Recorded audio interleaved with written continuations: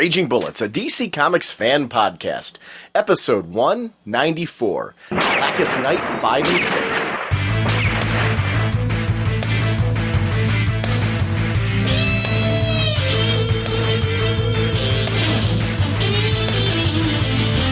Raging Bullets, I'm Sean Whalen, drnorge on the comic forums, and I'm joined as always by my co-host Jim. We're back to discuss the Blackest Night 6 and 5.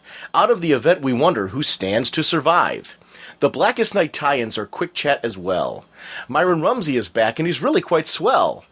Due to this fun episode, I'm inspired to recite the new version of the Whatnot Core Oath. Outstanding, outstanding, hoorah, whatish. Great comics this week are my only wish. Reluctant leaders, regulation haircuts, bringing the magic. People misunderstand my music in a way that is quite tragic. Evil bridges bursting you nose, colors that pop. Atrocious might be the rage, but my machismo won't stop.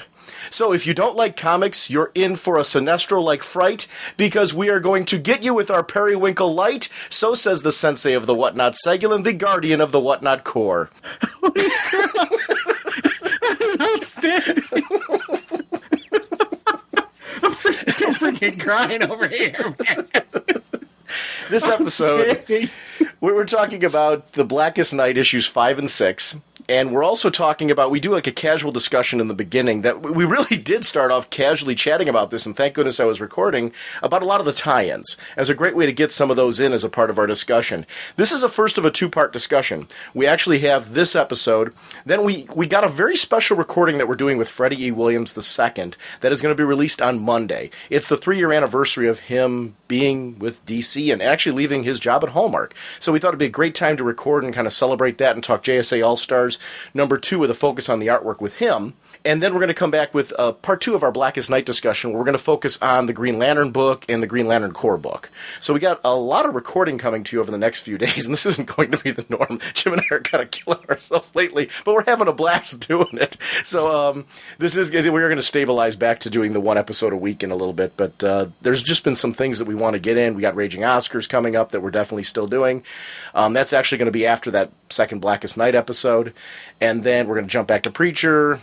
We got Superman stuff we want to. We got a whole bunch of stuff we want to chat about this month. January is going to be a crazy month, and we've got our book of the month. Yeah. So just a whole bunch of crazy things going on. But hopefully you guys are enjoying these episodes as much as we're enjoying recording them for you. We are proud members of the Comics Podcast Network and the League of Comic Book Podcasts. You can also catch us weekly on Get Your Geek On Radio. That's getyourgeekonradio.com, an online radio station committed to making geek chic. Jim, our sponsors for this episode are DCBService.com and InStockTrades.com. Over at DCBService.com, you can pick up First Wave #1 of 6 at a special discount, regularly $3.99. That's 50% off, only $1.99. That's the one by Brian Azzarello with art by Rags Morales and a cover by J.G. Jones. The variant cover is actually done by Neil Adams. And that's that whole new pulp universe that they're setting up with Doc Savage from that Batman Doc Savage one-shot that they had. Jim, what did you think about that whole universe? How did you like the one-shot? Because that was sweet. I really dig that, and definitely looking forward to it's kind of a little change up, but it'll have some of the characters that we've seen before, but just a little bit of tweak to them. So it's a nice, I dig Elseworld stuff. It's that Elseworld stylish, if not officially under an Elseworld brand. But it's looking pretty good. And well, it's clearly its own universe, because it's the premise is it's the world without superpowers. There's no superpowers there. We're going to see characters like Black Canary popping in, but without superpowers. We got Batman, no superpowers. Never had it, but it's going to be those type of characters of the DC universe with that kind of focus, and how the world is different because of that. So, and the Spirit's going to be in this universe as well. So they're kind of relaunching and reworking that whole world, so DC characters can appear in there who do not have powers, and their origins are changed, and they're at least the way that we're used to seeing them. Batman's definitely different in this universe. I was really okay with it, because I'm with you, Jim. It's Elseworlds, even if it's not under it's under this First Wave banner. But to me, it is Elseworlds. It's the First Wave universe. It's this brand new world, and it worked for me. I enjoyed the Doc Savage. Doc Savage was a highlight for me in that. I really liked him, and I want to see more Doc Savage. So definitely. Jim, also from InStockTrades.com, you still got time to pick up our Rage of the Month. We're going to do that at the end of January with Kent Hare.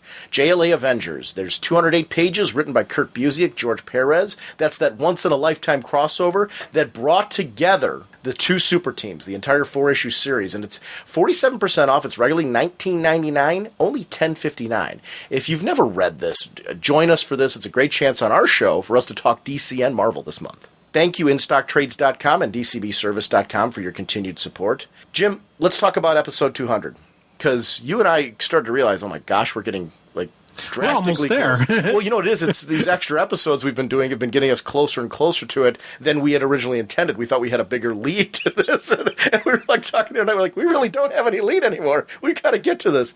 We had a lot of different ideas we were throwing around, including doing a live show. And I love the idea of a live show, and that is something we're going to explore somewhere down the road. The reason why we're not doing it then, honestly, I don't have enough time to put it together, and I wanted to do something that feels special to the show that Jim and I could pull off in a way where the episode will feel kind of landmark. So we came up with an idea where it would involve a lot of listener participation if you are able to and you'd like to join us. We'd like to do an episode celebrating the greatest DC stories of all time. And the parameters of this would be greatest story arcs, greatest runs, and we're going throughout DC history. Jim and I have very different histories with DC Comics, and it'll be kind of fun for us to look. You've been reading a lot of stuff, Jim, from the past. You also obviously have a Superman background. You've read characters in the DC universe before. Classic stories all the way through to present. What are our favorite stories and why? And the why to me is, I think, more important than even just the stories, because I'd love people to be able to listen to this and go do some great reading. Start looking for things in collected editions. Start searching back issue bins. They don't have to be things that are traded. There's a lot of stuff from the past that might not be traded, might not be collected, might be out of print. But that's fun of going to conventions as well and going to comic shops and searching back issue bins. The whole episode's going to be about celebrating what's been great from DC Comics throughout our lives. So very cool stuff. So please consider participating in that. We have senseiofwhatnot at gmail.com to email Jim on it, ragingbullets at gmail.com to email me. We've got our show voicemail line, 1-440-388-4434, or drnorge on Skype. Please consider participating in this. We'd love to have your thoughts on the greatest DC Universe stories of all time. Please include the whys, because we'd like to kind of put samplings together from as many listeners as we can, or audio comments from as many as you can to be a part of that episode. It's our 200th show. We wanted to do something that was a little outside of things we've done before, so it felt like something special to look forward to. And this is something that was manageable that we could put together, but also I think just a really fun topic to look throughout DC history, old and new, and say, what are the stories that just made us go, wow? So I think it's going to be a fun topic. I'm really excited and charged for this one. So episode 200. We're getting there, Jim, because we got 6 shows away. Slowly but steadily. Yeah, there you go. So anyway, that looks like it's going to be in February, Jim. So we're getting there. Of course, we can always just do like episode 199, part A, part B, part C. I am not doing that. I am not doing that this time. We're actually going to get to 200 when we're supposed to. The funny part is, the only time we've done an A or B since we switched all that was the one where I messed up. So I released a part B so people didn't have to re-listen to the whole show again to get our segment. But yeah, I'm excited for this. 200 episodes. It kind of hasn't hit me yet that we're that close. Jim, what kind of a podcast are we? Well, Sean, we are a spoiler podcast. We go in-depth in the plotline, story twist, and whatnot of the comics we're reviewing. So if we're going over something you haven't read, you may want to come back later so you can better enjoy the show. And without further ado, we're going to kick this off with Myron Rumsey. We had this casual conversation about the Blackest Night tie-ins, and it was one of those things where we didn't really intend for it to be the start of the recording. We were just talking casually, and partway through it, I said, hey, guys, let's just go with this because it's a nice flow, and we're getting some great conversation here. And thank goodness I was actually recording that sequence so we can actually hear us talk about the tie-ins first, and then we're going to jump into 5 and 6 and really talk in depth about what's been going on in Blackest Night and some of our theories and thoughts on where this is going and what we've been enjoying, what moments have been captivating us. This is a lot of fun. So nice work, Atom. What are these characters up to? This week was fabulous. I thought that the weird Western tales and Wonder Woman and Suicide Squad. I want to say Secret Six because it really is, but Suicide Squad. It was great. Yeah, it was neat stuff. So it's a nice way to fill in not having a book. Yeah, exactly. And it gives us kind of an overview of what's going on in the rest of the universe. I read the Suicide Squad issue, and I was like, boy, I wish they'd bring that back, because that was a great story. I was thinking that too. That's a book that, because I love Secret Six and I loved the interplay with them. And Secret Six is my favorite book right now. But when I was reading that Suicide Squad portion of it and seeing them interact, I was like, wow, there's really an interesting dynamic. And every time it's brought up at cons, Dan DiDio comes back and says that Secret Six is kind of filling that. And I disagree. Secret Six is its own flavor. Villains who are banded together to kind of do their own mercenary missions and things like that. I think there's a different exploration that goes on with Suicide Squad. I would love to see Suicide Squad back. Oh, yeah. It would be a lot of fun. They could do it off of like the Checkmate title. Bring back Checkmate and start bringing that back, but have Suicide Squad story arcs and whatnot, and just have it be, Amanda Waller's rocking the, just... I do. I'm kind of like Larfleeze. I want it all. Yeah. Because I'm like sitting here, I'm like, I want Checkmate back because I loved Checkmate. I kind of want to see Suicide Squad as its own thing. I think that there's kind of that villain avenue of the DC universe that's very interesting right now. It's what I'm loving about Secret Six, but I think Suicide Squad is very different. And when you've got Amanda Waller there, and with her agenda, it gives you the ability to show how she's trying to manipulate things in the DC universe, and it's just a completely different flavor, like you said. That Weird Western Tales I really liked. I was interested in that one in particular because we read Dan DiDio's writing in Wednesday Comics, and we've seen him do stories in different, the anthology collections and things like that they've been doing for the holidays and those type of things. But with him taking over Outsiders, I was really anxious to see his writing again on a single issue, just to get kind of a flavor for that. Because I'm a big fan of Outsiders right now, and a lot of the reason for that is Peter Tomasi. Yeah. So I'm like, okay, we're taking a book that I'm really digging, and we're putting somebody else on it. And I would be like this whether it was anybody. It wasn't just a Dio. But I wanted to get kind of a flavor for what he'd be like as a writer. I'm loving Jonah Hex. It's one of my favorite books right now. And it is one of those books, I didn't remember that day, that episode where I did the top 5 list of books that I would keep right now. Hex is one of those books that I think would bump out one of the others. Really? I mean that. Since with issue 50, I was reading that, and then I just read 51. It's really that cool of a book. To go down to 5 books for me would be horribly difficult right now. It is. I made a comment in the forums about how hard it has to be doing the show right now, because there's so much great material out there right now for the DC universe that what do you focus on? I mean, it's all great. That's kind of the nice thing, though, because it really is. We've got too much to talk about, and I'd rather have it that way, to have just way too many choices to make, than to be able to say, boy, what are we going to talk about this week? Because there's nothing really interesting. Yeah. You can't pick up a bad book, it seems, right now. It seems like everything you pick up, it's just everybody's hitting on every cylinder. And that's what's working for me. I'm really liking that. By the way, Jim, you are going to be buying a single issue of Hex sometime soon. Because I want to talk about Hex on the show. Or you're going to borrow mine. I don't care what. Yeah, I get it in trade, and I'm behind even on my trades. Yeah. It's just one of those things that I've got too much reading to do. I'll give you like the start of an arc or something like that. I'll give you the issue. You don't have to buy one. I'm kidding. I would like to do that book because I love Jonah Hex. And that Weird Western Tale was fantastic because Jim and I were talking about it before we started recording here, and you said, Jim, that you didn't have any problem getting into the story even though you didn't know who some of the characters were. Yeah, and that's how I'm a couple story arcs trades behind. So if any of those people appeared in the Jonah Hex universe, I really don't know about it. And I just read it as a modern day Western with obviously I knew who Jonah Hex is, and I could tell that the one was the present day's ancestor, and just seeing what they were doing with, trying to capture the Black Ring. I thought that was an interesting story that, one, they were able to capture and isolate the Black Ring, and just, what they did with it. And then the side story of kind of a cool backdrop of seeing Hex, the present day Hex. You are one ugly son of a... Turnbull, the character the main character they focused on being a new character, was a good choice because I think it put us all on the same playing field with it being somebody who nobody knew, even though it was an ancestor. Because the Black Lanterns, they came in as far as a way, because they brought in Scalp Hunter. Scalp Hunter's a cool character, though, because that's Matt. Scalp Hunter is actually, in the future, Matt O'Dare from Starman. Yeah, I remember that. And he's reincarnated as that.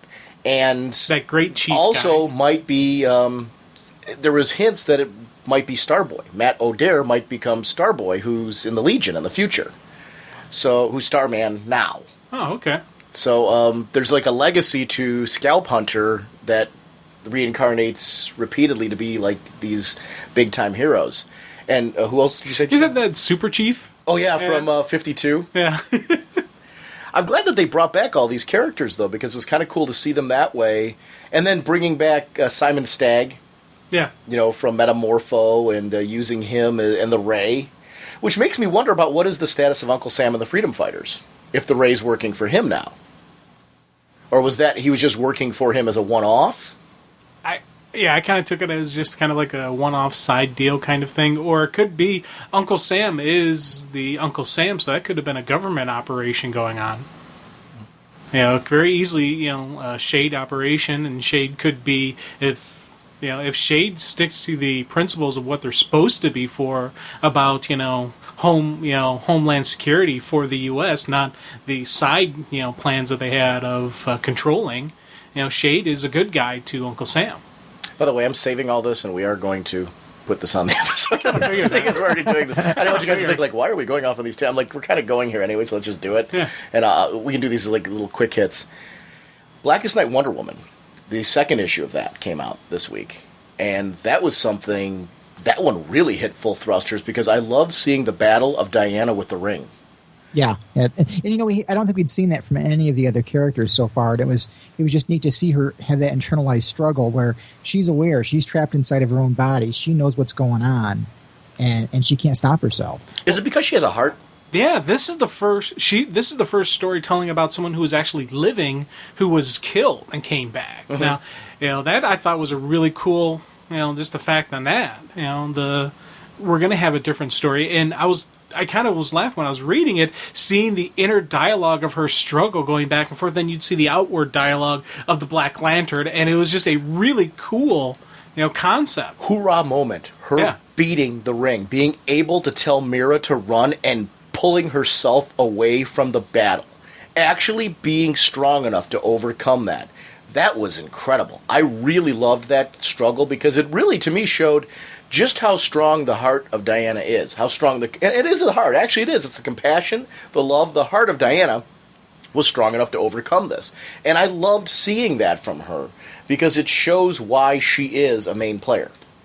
Now, it does make me wonder what's going to happen to Wonder Girl and Donna Troy. And well, that was a dream. Yeah, that was all a dream. That was all Aphrodite. None of that actually happened. Really? Yeah. Oh, crud. So the Donna Troy, Cassie thing, Batman, none of that actually happened. Well, I thought the Batman was the dream, but the the whole sequence was none of that actually happened. Yeah, Aphrodite kind of created that to protect Diana, and so that she could let the black power kind of run wild there and not really affect anything in the real world. What we got to see there is what was going on with her internally. That was internal. That was inside her head, that all that was happening. And we saw what was going on, that you remember when the black ring shattered? Right. Yeah. That whole event with Aphrodite is what caused the ring to shatter. I'm an idiot. So it was... I should have seen... Oh, and here's... I was sitting there and I was like...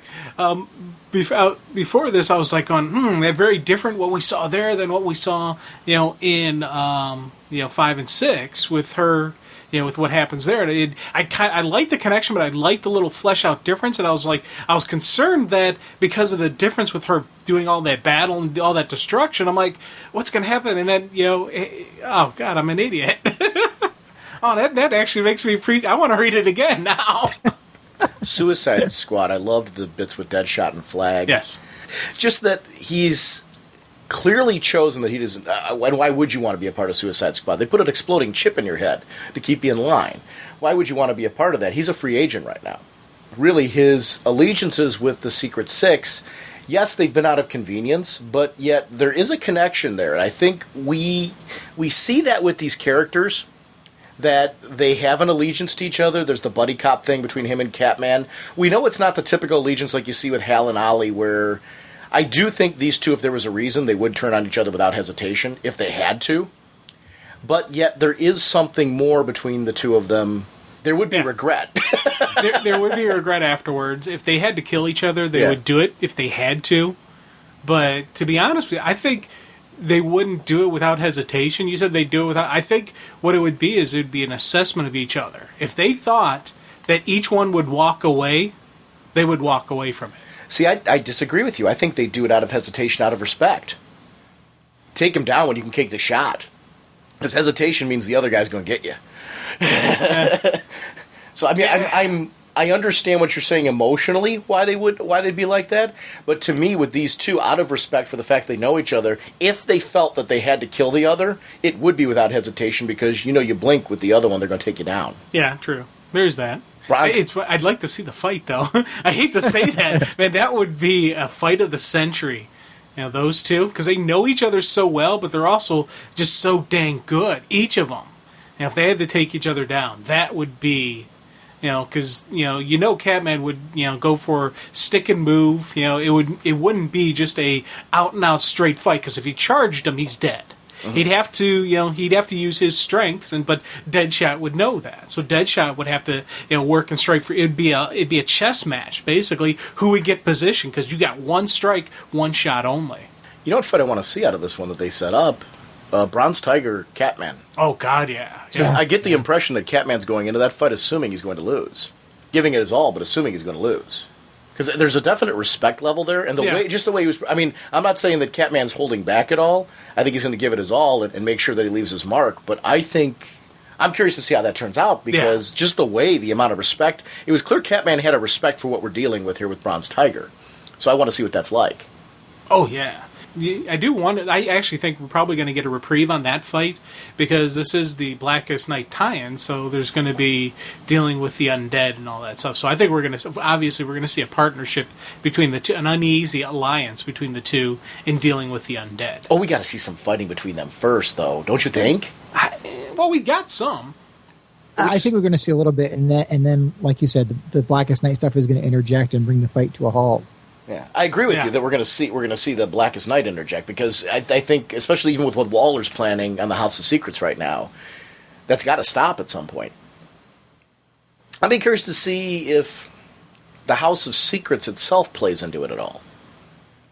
Is the house mystic in any nature, or is it just an old house that has a lot of secrets? I don't know how they're playing that. That's going to be interesting to see how that all plays in. I don't know. Because I would think it'd have at least to have some firepower. Yeah. I don't know. I don't know how they're playing it with it being set in the DCU like this. So I think that's a question mark I have. Will the House play into it at all? It is interesting to see Black Alice in this group. Yeah. And not quite sure how to deal with this whole thing. She's definitely somewhat a fish out of water, but then there's moments where you clearly see why she belongs with them, because she's just as quirky as they are, especially her inner commentary and dialogue about Ragdoll. Yeah. His whole scarred and bony and appearance and all that, there's something hot about that. It's a whole lot of creepy. Well, kind of hot, yeah. No, not kind of hot. She said very hot. Oh, yeah, she was very hot. Hot. Yeah, it wasn't, there was no hesitation there. He's hot. Okay. Oh, wow. The tie-ins have been very fun for me because I've loved seeing the focus of those worlds. I want to see now, because it's funny, we've seen the Black Lantern, like the Fiddler and all them come back, but we haven't quite yet seen how they play into all this and what that interaction is going to be like. I'm very anxious to see that. And not in any of these books do I ever feel like I have to buy them, but I genuinely want to. That's the way it should be, though. Yeah.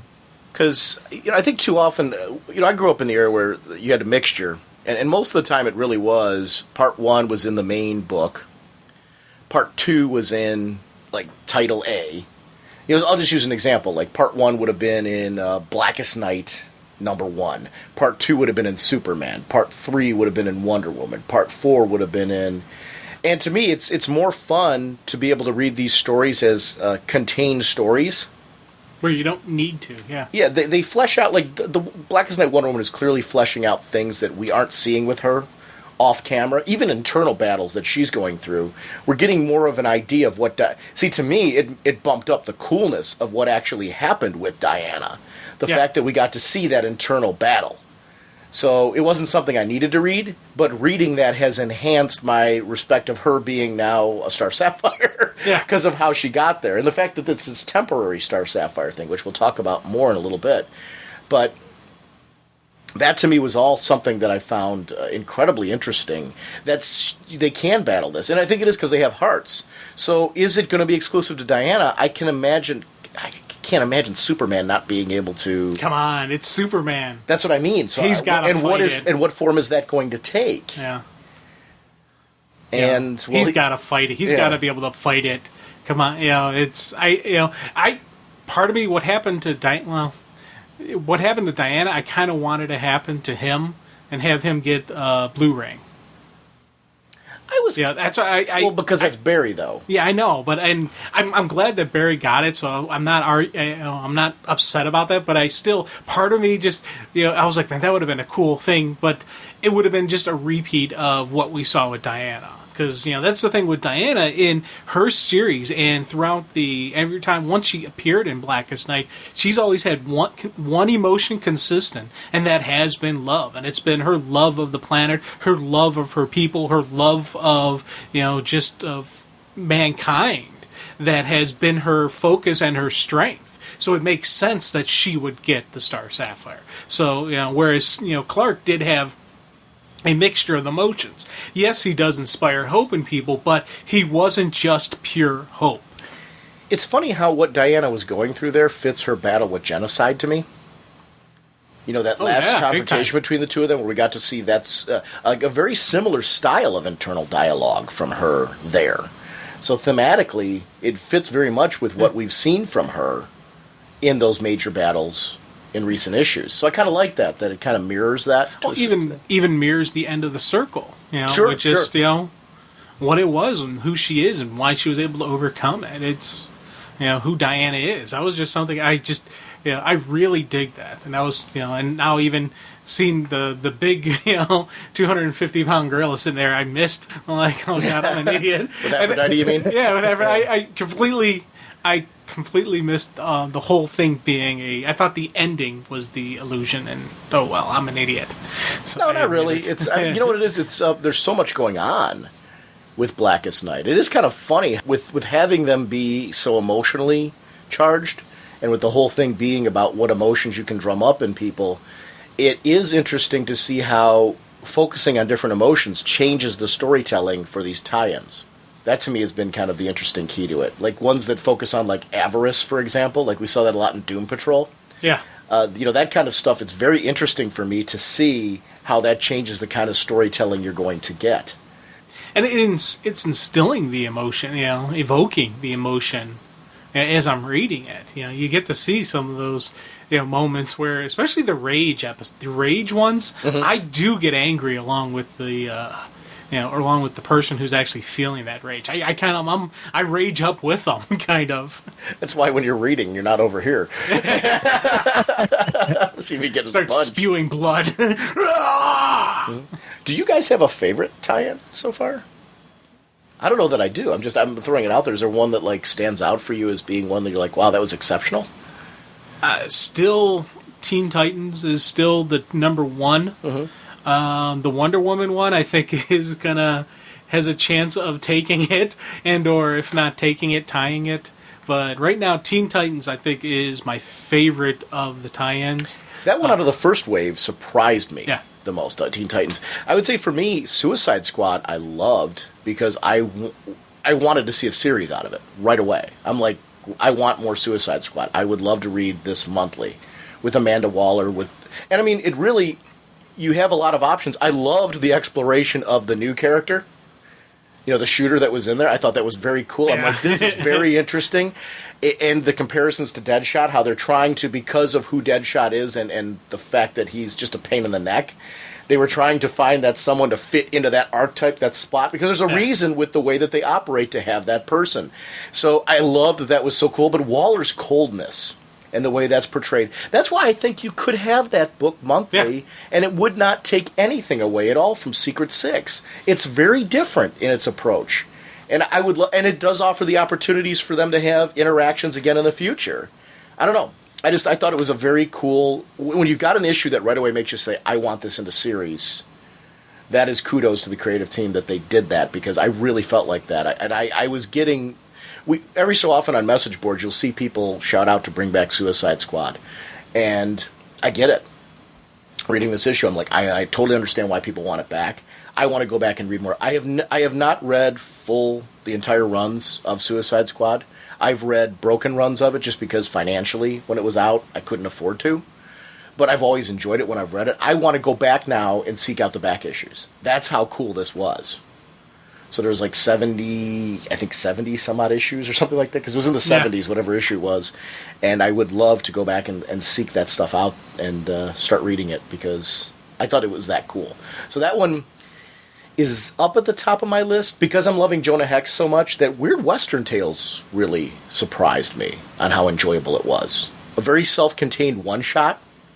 I thought that was cool. Wonder Woman is up there for me too, because of, especially issue 2. Issue 2 really got it for me because of the battle. I'm sorry, Myron, are there some tie-ins for you that are at your top, or is it all kind of the whole experience? Where's your kind of experience with it? Well, I kind of like them all, but that first set, I have to agree with Jim. The Teen Titans book was really good. That miniseries. Out of the one shots, the Suicide Squad is my favorite. It did leave me wanting more. I kept saying, "Boy, I wish this was a monthly book again." It was funny in that first wave. It was J.T. Cruel. I was focusing on the writer, J.T. Cruel, on that Titans. I wanted to see more from him almost right away. The artwork was gorgeous in that too, but I would definitely wanted to see this writer doing more in DCU, and I was so glad to see that was happening, because I've actually been liking his Titans issues. I know that book's kind of in a transition phase because it's leading towards where it's ultimately going, but his spotlights, I think, have just been outstanding when he's been appearing in those, doing the writing. And the one that I want to make sure I flag here is that Batman series for the artwork. It was a cool story, but really what I'm focused on that one, that artist just was, whoa, where did this come from? Very beautiful artwork in that Batman one. Yeah, and I also the Booster Gold one.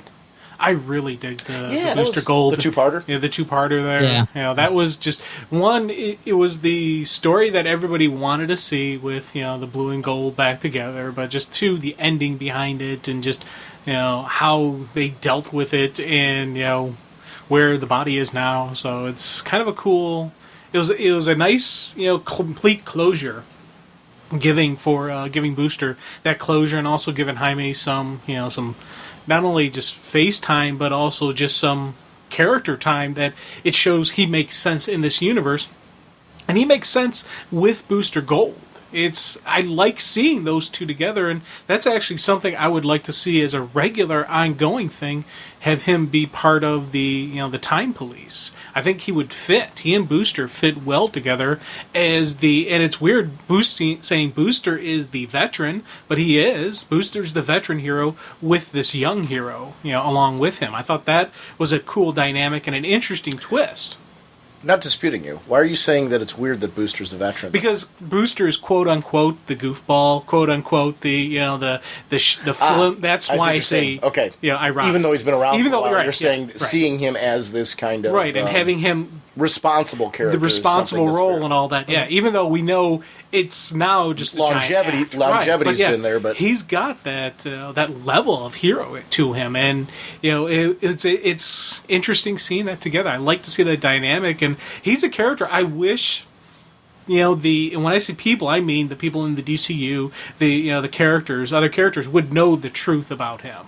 Just because it's weird because I want that because I think of him as a friend now. I get into his books enough that it's, I'm sitting there, I'm right along with him, I'm, there at the edge of the blink of the edge of the universe or whatever, the blink of the edge of time with him, part of the team, helping him out, going, okay, hey Booster, here's what you got, I'm like Sam, from the blink of the edge of time. You know what I mean? I actually really liked your comment, though, that longevity alone does not make you a veteran. It's longevity in being responsible, longevity in being that hero. He hasn't. He's had that interesting. I like that distinction about him. I think that's what makes him an interesting character. And I do enjoy the fact that he's the hero nobody knows about. I like that twist on the character. I do too. But as his friend, I wish other people would know, would know the truth. But isn't that fun, though, that you're that invested in him? That you feel that way, you actually care? It's the same way I feel about Jaime. I want him around more. And he's another one of those characters that, when he first came out, I wasn't 100% backing, and then all of a sudden, I started reading it, going, hey, this is a cool series. And I got so into the Blue Beetle series that I'm really backing that person. I'm hoping that switching it back to the $2.99 because they're dumping the co-feature, unfortunately, because I love Blue Beetle, that it'll get Blue Booster some more notice. Yeah. And more people getting it, because I think it's a great book. I really enjoy that book. It's funny. It's one of those books that when I start thinking of my list of favorite books, I tend to forget about until I read it. Then I read it, I'm like, this is an awesome book. It is one of those that I don't... And Power Girl's another one I want to start talking about more, because I feel like both of those books are in the same place for me.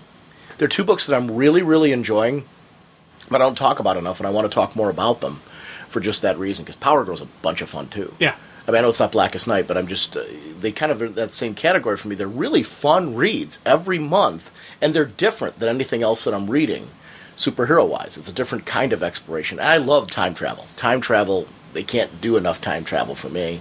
There's so much new things to explore, but then old things, there's just a lot of fun history you can go through.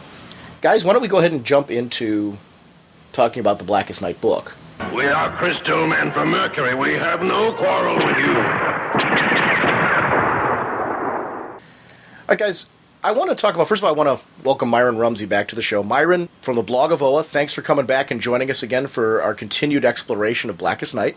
Thanks for having me back again, guys. And even though we did the little quick intro just a few minutes ago to Blackest Night, I was torn on how to do this, because we talked quickly about the end of Blackest Night issue 5, but considering how we've been exploring this book and how even through the exploration of it we've all touched on like themes and things that we're noticing and different emotions this book's coming out of us, I decided that through talking to you guys, I really wanted to talk about issue 5, because issue 5 is just beautiful.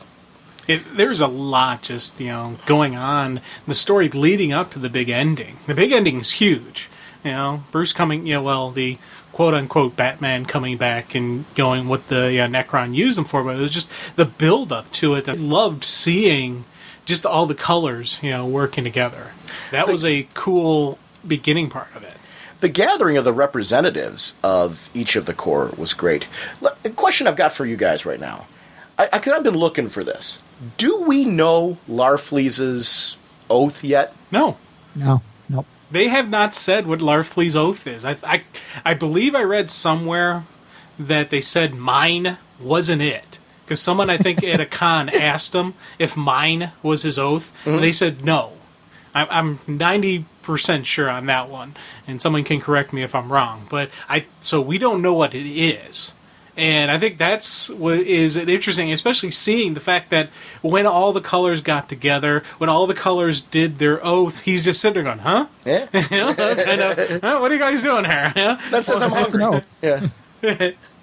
Now, I gotta tell you, I like just the dialogue and the dealings between Hal and Sinestro throughout these things. I honestly, I would like to see a team up between these two. It'd be a weird situation why it would happen, but I thought that was just a cool, especially when they're in the beginning part of their, when they're just laying down before they even power up, just the two of them. And then later on, we get a couple other moments between them that I was like, dang, this is kind of neat. This is something where these are two people of equal, similar ilk, just a little bit twisted on the ending result. They're both, dedicated. They're both, very disciplined soldiers, but they have that little twist at the end there. Where Hal has the code that he won't break, and, Sinestro has his code, but his code allows him to take life. His code allows him by any means necessary type of deal. Two former colleagues who worked very well together. There's a respect there, yet there is a distrust there. because of the fact that the two of them know that they have those differences in codes and the way that they view things. But Hal can't help but notice, and that's one of the things that's great about Hal, and Sinestro as well, the two of them can't help but notice how valuable the other is to this type of situation. Any way you cut it, Sinestro's a guy you do want on your side in this situation. Oh, God, yeah. And same thing with Hal. So it is interesting to see this core line up, like Atrocitus, the Star Sapphire. I'm looking across this St. Walker. You've got, like, the best of the best from each of the core there. It's a very impressive-looking gathering. Yeah. This is your definite A squad coming out, just throwing down. Now this is I thought interesting with the Indigo tribe. Not only is it in the knock nook knock type language, but they do have in their oath. It's they say Ter Lantern Cur Lo Abensur, and I'm wondering, how does Abensur play into the Indigo tribe? I think what we're going to find out, I don't know whether Jeff is going to elaborate on it or not, but I think this is another tie back to that Tiger story that we talked about last time we chatted. In that Tiger story, Abensur was on Yasmal trying to rescue people who had crashed there, and the one person he rescued was a small child.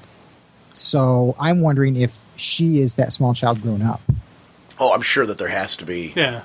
It's actually, the more that we see this now, I'm convinced now it is, especially since that story and thinking about that. So that's one of the things where I think our discussions have been really great for me personally. It's helped me to look at, like, the lore, because you have Myron, such a rich grasp of the Green Lantern lore. It's made this even seem cooler to me. This to me is on my short list of, this has got to be in my top 5 all-time of events. It's not even done yet. And it's already there, yeah. I mean, I've never remembered reading an event that has grabbed me the way this one has. And that's high, and that's no insult to any events that have gone before, but this one has just blown me away with just how cool it is. And that's really, like, because I'm with you guys as far as it's great to read all the tie-ins and everything, but it's ultimately, and this is the same thing with things like Crisis on Infinite Earths and all that, you got to look back at the main mini. How is the main mini grabbing you? What is it doing for you? The pacing of this is spectacular. It's very much reading like a film. It's very cinematic. Moments are, well paced out. It's funny how I would love to have seen, because I know he's worked on this forever, I would love to see what his original draft looked like for this and how it changed. No, just to see. To see what's then and what now. Oh, yeah. Because I'm sure there was a lot of changes, because this was clearly perfected. I mean, this reads like it was. He's done an amazing, marvelous job for this. This is something that I would love to see on the big screen. I mean, in a this would be like a Lord of the Rings style film feature if you had to do it on screen. And I would love to see it, because I think it would look spectacular. You'd have to get somebody ballsy enough to throw this on the big screen complete. Yeah. Well, I would think, and I hate to say animated, but I would like to see it animated, just because then you really are, thrown out there. See, I'm going to disagree with that. With today's technology, I would love to see them really do a number on this. The only reason why I'm saying that is over Thanksgiving, I watched, and that's why I'm Lord of the Rings I'm putting together. My wife and I watched, not Thanksgiving, what I'm talking about, over the Christmas break. It was right after New Year's. My wife and I started watching Fellowship of the Ring, Two Towers, and Return of the King together. And we watched one a night. And they were the uncut director's versions of them. And after I got done watching that, I'm like, I would love to see a comic book epic put to screen like this. Because nowadays, I think we've gotten to the point where, especially with your big top-tier heroes, like if Green Lantern does well in the theaters, you could do another set of Green Lantern movies that do that. Where they could be these big epic stories, where you could take one of these and adapt it to the big screen, and it would work. Because the special effects in Lord of the Rings, and we're going back with Lord of the Rings now, we're going back a few years now with Lord of the Rings. Technology's gone even further. I saw Avatar. All of the special effects in Avatar, those same special effects could be utilized in a Green Lantern movie to make an amazing Green Lantern live-action film. I'd love to see it, because we all want to believe it's real. We all want to see it real. I want to see that with real actors on the big screen. I do. I want to see it with big actors on the big screen. I think it can happen now. I think our shot at a animated feature, Jim, is better. I agree with you there. But I'd love to see it. And I think Hal is one of our better shots at getting some big epic on the screen. Because I think Green Lantern's going to do very well. Unless they screw up horribly, and I can't see that happening. Did you see they just cast Carol Ferris on Friday? Yeah, it was Blake Lively's going to be Carol Ferris. Nice. That'll be a nice one. Yeah. I'm glad they have Carol. Because I was wondering what route they were going to go with this. And I'm glad they're going to the relationships and really, they're going to explore his supporting cast as well. You need that in the comic book movies. I think it's something we as fans appreciate. It's something that brings, again, talk about reality, that makes these characters more fleshed out. It makes them more realistic when you have the supporting cast, you have those tethers. And I'm anxious to see what that's going to look like and what route they're going to go. Have they casted Sinestro yet? Not yet. There were rumors of Jackie Earle Haley, but he has said that he hasn't even been approached. So okay. I think it was just rumors. But there's a lot of names being tossed out, but nothing from anybody who's on the inside. Yeah, see, I couldn't see him doing Sinestro. He's a good actor, but not Sinestro. I could see him as Hector Hammond. Yeah. Yeah. That would be great casting. Now, here was interesting when Larfleeze didn't really power up, and he's like making these demands, and wants his own guardian and things like that. I liked Atrocitus wants to kill him. St. Walker's, kind of taking the hunger away from him to kind of rationalize and reason with him, because I think the assumption there is St. Walker saying, if I can bring this guy down, if I can talk this guy down, we might be able to actually rationalize with him. Yeah. Because the hunger's driving his insanity. So I loved that it was based off of what the Indigo said, that St. Walker's kind of jumping in. We got to see what St. Walker brings to the table as this kind of calm, rational influence to the whole thing. And I like that, because there is a dynamic to this group that each of them offers something. But what's interesting is it's Hal that actually shoves him into... Because I was looking up there, I'm like, oh my gosh, that's Green Hands. Hal did this. Yeah. Hal powered him up. Well, I like the, Atrocitus and Sinestro both are like, hey, let's just kill him off and we'll recruit the next guy who gets the lantern. I laughed out loud that it was those two who did it. And it was funny because probably there's a bit of Hal. I'm going to guess in the back of Hal's mind, he was thinking, is this an idea? And you see, and here's the cherry on top. And he jams the face in. I laughed out loud with it because you see, once again, just other members of the Color Brigade, kind of agreeing with each other and just a little bit different take on it, a little bit twist. Some are one, you got a yellow and a red 100% agreeing on what they should do. Well, those are two colors that hate each other. So it's...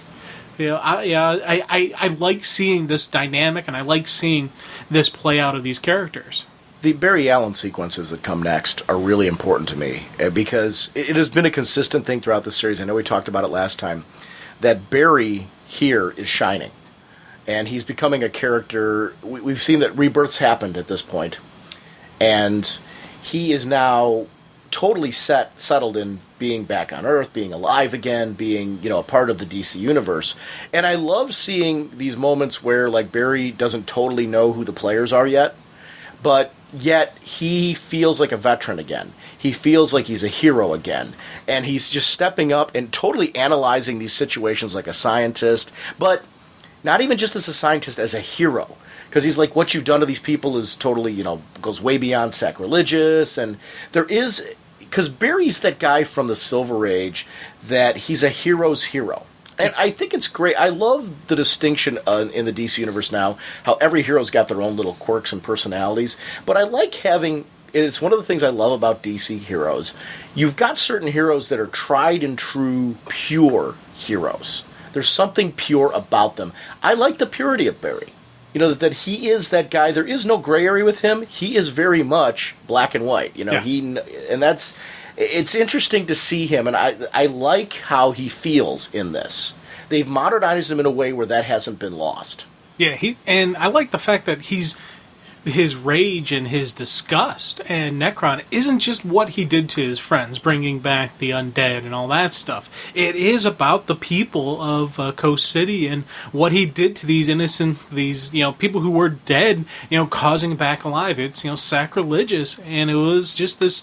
I like seeing that about it. It wasn't just about his friends. It wasn't just personal. It was everything. It was, and it's funny because it wasn't just personal, but it was, because it was going after the innocent civilians. And I always like talking about how, when the heroes take those moments to save the civilians, get them out of the line of fire, especially some of those really good Flash stories we've seen where we see, because he's so fast, he's doing like 4 things at once, getting the people out of the way, hitting the bad guy, doing this, and so seeing Barry deal with the fact that he can't save all these people, he's got to, they're already lost, and how can seeing that just kind of like be a smack in the face to who he is. I thought that was a cool, and that's the vibe I got from reading this. And the funny thing is, every time I start saying, yeah, that's a classic Barry moment, I'm like, wait, I don't know classic Barry, but the story is written that I'm getting this vibe from this guy. I'm with you.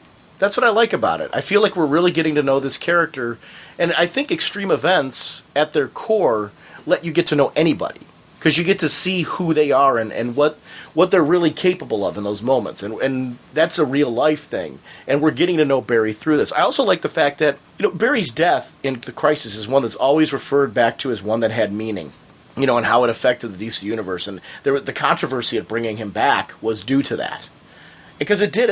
Not only did it stick, but it stuck, and he had a replacement who became, in many ways, just as important as his mentor, if not more, in the universe itself. Yeah. Wally's stories and Wally's impact on the DCU has been huge. So, to the point where Wally's my Flash, but I'm loving Barry because of this. I'm loving that he's playing off the age-old questions about death in comics, and death in the DC universe in particular, and adding a reason for it, and why these characters have been able to come back, and that it does mean something. And I'm going to be curious to see what this looks like after this. And this is to tell you how obsessed I am with Bruce Wayne's skull. This bit where Black Hand's scratching on his teeth, like wondering, is there going to be a follow-up story when Bruce comes back where he has to go to a dentist, or is there... Because I am obsessed with the skull. Anytime there's a skull appearance, I'm like looking at what are they doing to the skull. I don't understand why. I have issues. I admit it openly. But it is something I am obsessed with the Bruce Wayne. You know what it is? I gotta get you a skull. No, well, it is. It's not just. And somebody sent me something on Facebook, and I'm behind. I'm like going through my Facebook emails and clearing them up, because there's show listeners have been sending me emails in there, and I want to apologize to anybody who's listening that's messaged the Raging Bullets one on Facebook. I have a personal one, and if you guys on the Raging Bullets one, if any of you are listeners, please add me. It's Sean Whalen. You'll see me as a friend under Raging Bullets. Please add me. I tend to use my personal one more now. And I'll like a couple times a week go on the Raging Bullets one, but I'm going through the Raging Bullets one and clicking out some of the junk emails that we get, and kind of going through and catching the listener ones. Somebody said that there's a skull for sale, so I'll have to go take a look and see what their message was. It was in the subject heading. I didn't have a chance to read it yet. I was doing some of that today. But please, anybody, feel free to add me on my personal one, because I love to interact with the listeners. I do it on the forums. I do it on Facebook and stuff. That's half the fun of the show for me. But that is one of the things, the skull, I think I'm obsessed with it because anything Bruce I'm obsessed with. I don't have Bruce Wayne, other than Batman Confidential, which I've been loving him there, and Superman Batman. I need my Bruce fix, and this is current continuity Bruce. You're rooting for the skull. I am. It is. Right now, the skull is my focal point in this series. You know why? I'll be taking the joke out of this. I think we haven't fully seen everything that's going to happen out of this yet. And I might be wrong. I think there's another reveal yet to Bruce Wayne that we haven't seen. There definitely is. Jeff Johns has said that he worked with Morrison about the skull bit. And the skull will be showing up again after you see it in issue 6. It's going to show up again in Batman. Oh, that's you know what? That makes a whole lot of sense, because they did delay those issues of Batman and Robin. Yeah. Because of issue 6. They needed issue 6 to be out first before Batman and Robin could. That's why we've got 2 Batman and Robin this month. Yeah. What I heard was that the Dick was going to get his hands on the skull and do some analysis on it. Oh, cool. I can't wait to see what happens with that, because that'll be the start of some answers in all this. I'm loving the mystery in all this. But where's the skull now is kind of my thing. Where's Waldo? Where's the skull? Yeah. I loved Wally, seeing Wally because they've revamped Wally's costume in Rebirth. And I loved that it was thematically very much like the costume that we had seen from him as Flash. So when we're seeing him here, I'm glad they did that versus giving Wally a totally brand new costume. Yeah, Where it's when they first talked about Flash Rebirth, it was something I kind of commented on. Like, I was wondering what they were going to do with it, and then when they showed them, all recreate their costume via the Speed Force, I was like, okay, we saw that. I'm glad they have a traditional enough Flash look, but it is different that even someone like me can look at it and see and notice a difference. The color's a little different, too. Yeah, different, Wally's little bit color. Wally's is a little bit darker. Yeah. I love that the lightning, especially around the belt area, is just a little bit different, because that's pretty consistent with the way Wally's costume looked when it got revamped, when he went into the Speed Force. It's funny when, way back when Bart was the Flash, and he had his costume, there was a lot of debate going on, it's kind of like this, and people were throwing out different things. It's got this part of it that's Wally's costume, this part that's Barry's costume, and through it. I never noticed any difference between, his costume and what other people were noticing. I just didn't notice it for some reason. These two guys, I can see it, and I'm kind of glad. Even like around the face, it's different. Around their eyes, Wally's got the all white. Barry, you can actually see his regular eyes and stuff like that. And there's a noticeable difference that even an idiot like me can see it. This was a cool bit of dialogue here with them. They're talking about the Black Lantern, and I'm guessing this is what made the skies go pitch black, and that's Wally talking there. I'd blame the one who switched the battery on Wally, calls himself Necron.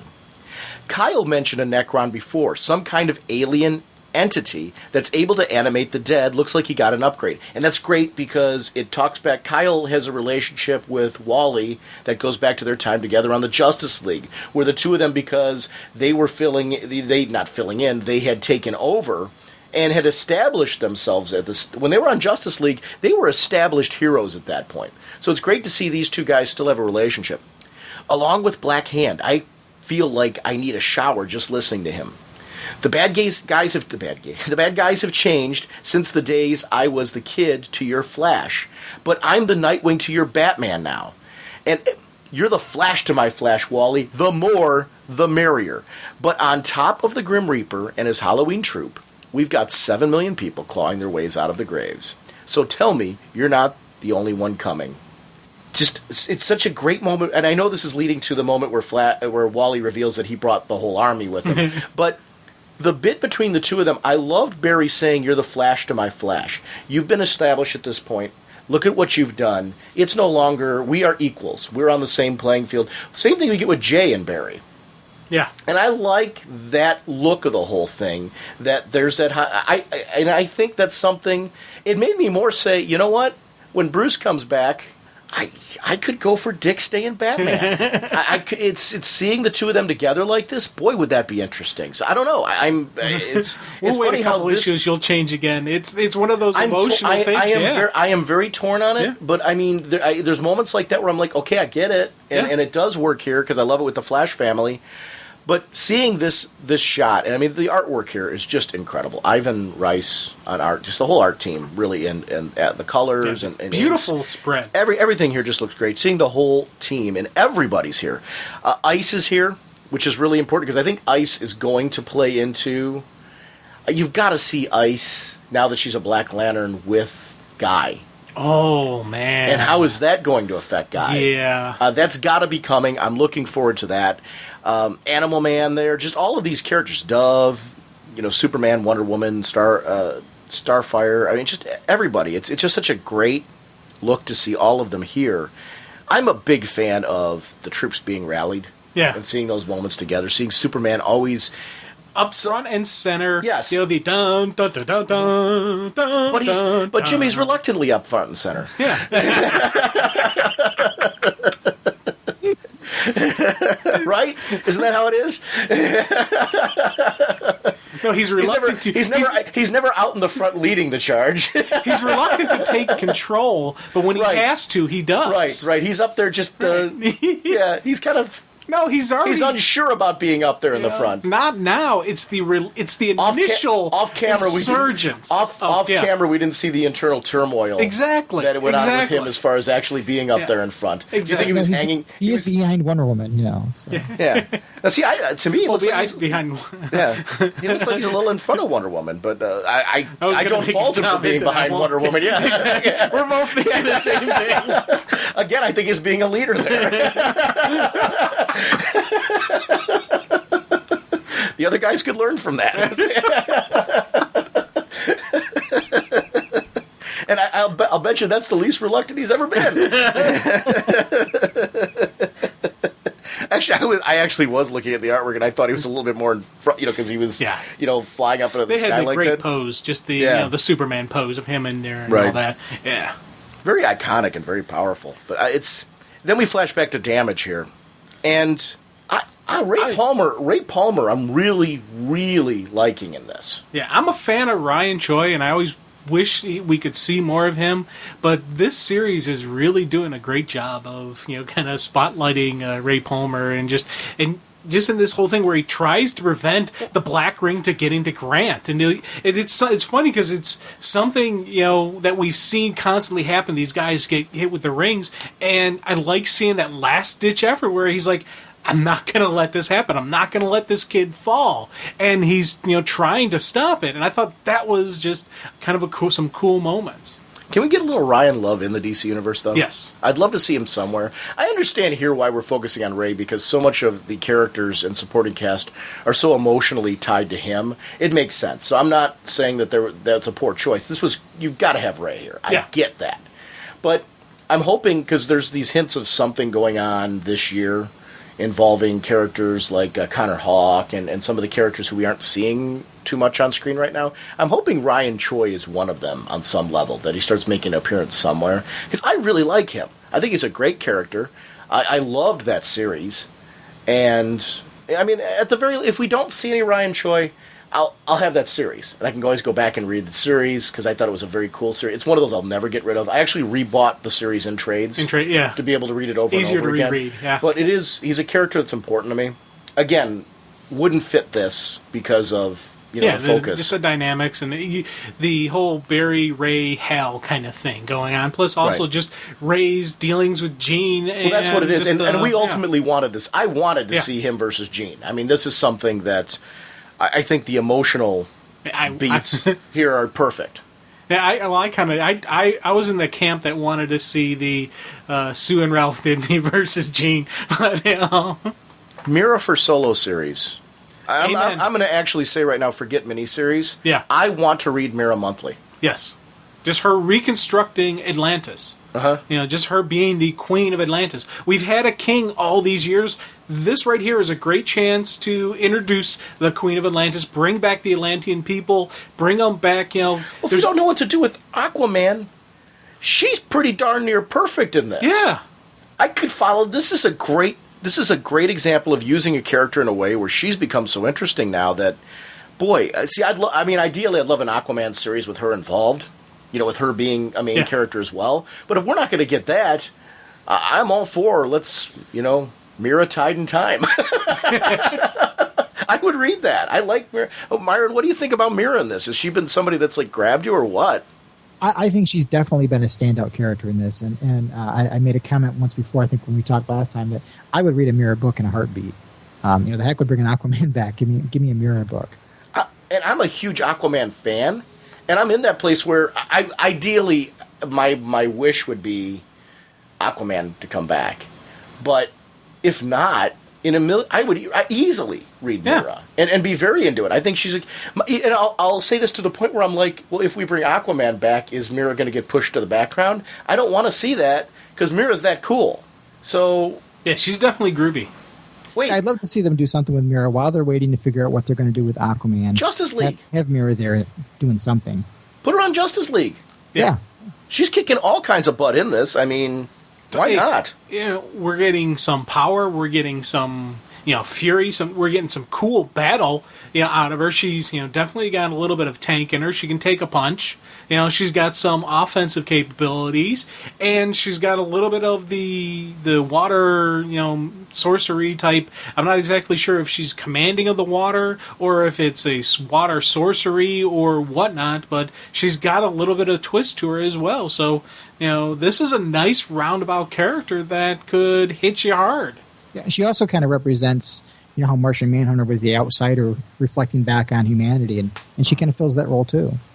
You're right, and there's something interesting about having that character, because when they go into battle or when they go into these situations, they tend to look at them. Martian Manhunter always did. They tend to look at them in a different way. They see something just a little bit differently than we're normally used to. I think it's great. I mean, I think she's a cool character. This battle, where we get to see all of our heroes, before what's coming, interacting with, and knowing that even though Superman's blasting these guys, they're coming back, right? Yeah, I'm assuming. Because even his heat vision's not quite enough to light them up. Am I right? If I remember correctly? It's not enough to light them up to the point where they won't come back? Yeah, it doesn't sever. We're not seeing connection severed. Right. And plus also, these are the undead risen up. These aren't the heroes, coming back. No, these are the people of Coast City. Civilians, yeah. So I'm wondering if there's even different rules for them, maybe. Yeah, because I don't think they have rings on, do they? I don't remember. Well, they almost have to, don't they? How else would they be back? Necron just pulling them back. I thought Necron just charged them and not gave them a ring. And weren't there last issue, though, a whole bunch of rings that were flying towards Coast City? I thought that's where they came from. Yeah. I thought they all had rings. I just didn't see any on their hands in this issue. That's a good point. We're not seeing. Do you see any close-ups of them there? That I'm just looking. Maybe the toe rings. I'm not seeing close-ups of their hands, like the shot that I'm talking about. Oh yeah, wait, look at the first where Barry's jumping over everybody. Take a look; they have rings on there. Okay. Ah, there you go. Yep. Mm-hmm. Okay. Right in that Coast City sequence, they have rings there. Yeah. That's our close-up of them right there. So they have rings. Yeah. Something I overlooked the first time in that great fight battle sequence is you see Necron in the background. It's a distant shot of him, but it's enough details that you know who it is. He's just sitting back, taking it. Yeah, he's styling and profiling. Mm-hmm. Just go, okay, he's running the things. He's like, yeah, this is how it is. He's working that look. Yeah. He's rocking it. He's rocking the undead look, man. Yeah. He's pimping the undead. Yeah. Bart has really been another one that had a nice spotlight in this one. He's filling Barry in on what's going on. He's filling Wally in on what's going on. He's filling in Grandpa. I love that. I love that Barry and Wally both, like, Wally wants the bad news first. Barry wants the good news first, showing the distinction between the two. Yep. I would want the bad news first, too. Because the bad news is what you're going to have to deal with immediately, whereas the good news isn't. But Barry is more of the good news kind of guy. He wants the hope. He wants that first. It fits Barry. I'm not saying that either of them are wrong. It fits a distinction between the two of them and what their focus is. Yeah. Here's the difference between you and me. I would have wanted the good news first, but I want the good news not for the positive, hopeful reasons. I want the good news first in case it's some weapon I can use, and if Bart only gets one information out and then dies, I'll only know the bad stuff. I won't know the good stuff, so I want to know the good stuff first.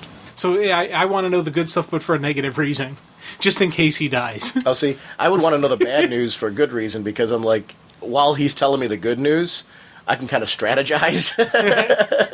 So it's kind of a priority thing on that. I don't know, what are you more of a good news or a bad news person first, Myron? I'm a bad news guy. Mm-hmm. You tell me the bad news, and I can try to figure out how to get around it while you're telling me the good news. Yeah, make me feel a little better with the good news. Lessen the blow a little bit. I liked Barry's comments about not calling me Grandpa. Yeah. Because we saw for years Bart referring to his grandpa in Impulse. So I'm glad that he's still calling him that, because that's something that he has done naturally throughout the years. And seeing the two of them where their relationships come to at this point is great. I'm your grandson for the 31st century. You are old. But Dove. I love Dove here, and I love the way that Dove's been drawn, because this is something for her, scale and scope, overwhelmingly huge. She's in the middle of a huge mess here. And I love the way that she looks, like, it's hard to explain how her pose is, but her pose is a little bit different than everybody else. It just, this is not a way she's used to using her powers. She's kind of taken aback by the effect that she's having on them, and not necessarily happy about it. Right, because it's not, being that she is a agent of order, like we're saying. She's a brighter character. She's like a shining light, usually. And in this case, her powers are very destructive in nature to the Black Lantern. So it's got to be a little she's off-putting. Yeah, it's definitely a different way for her to go. Because, she, you look at the Hope, and she is the light, and she is this positive image, and there is a lot of death and destruction going on. Now, you look on the other side, it's a lot of death and destruction of the evil, undead, so there's got to be there's the plus to it, but it is still, just a little bit, twisted in a way. She's unsure. That's kind of the way it works for me. She looks very hesitant, Yeah. I don't want to say she's on the verge of tears because we don't want to find out what it would be like when doves cry. But Nice. Hold on. That gets on. Jeez. Outstanding. The two of you are like-minded. I'm trying to be the straight man for Jim to kind of give him some music lines to go off of. Don't encourage him. I've got that Prince song running through my head now. I know, so do I. No, I liked when gave the bad news about Donna being infected, that they immediately started strategizing, hey, why didn't she go to Star Labs? Why didn't she go to, Dr. Midnight? Because on one hand, I do like her answer I have that great hoorah moment. She's like, I'm going down swinging. But on the other side, the logic side does say, you think about it, what if by studying her in her, her going from one state to the other state, they could identify something that they could use as a weapon? Maybe Doc Midnight could figure out something how to reverse the effects, or maybe Star Labs could figure out a way to reverse the effects or something. So there is that torment that whenever I read those sections, I got some stuff I'm like, yeah, and the other I'm like, they got a point there. But internally, though, I think she's aware of just how bad the internal conflict is and what's going on with her. She feels herself changing, and she wants to contribute. And you got to remember, too, this is a woman who's gone through what she went through in Blackest Night Titans, the violation. There is a revenge aspect of this. Oh, yeah. She wants some payback. A need to stick it to them in any way that she possibly can. Her family was violated. They have taken away memories from her and turned them and twisted them in a way that... And that's one of the things that I loved about that mini, is it so totally explains her motivation here. And I'm not taking it, you're right. A logical person would do exactly what you're saying. I can totally give her props for right now being a little emotionally charged. Yeah. Not to the point that she's like any less of a hero than she would be, but there are some emotional reasons there. And that's the funny part. You're right. Logically, she should be doing everything you just said. I agree 100%.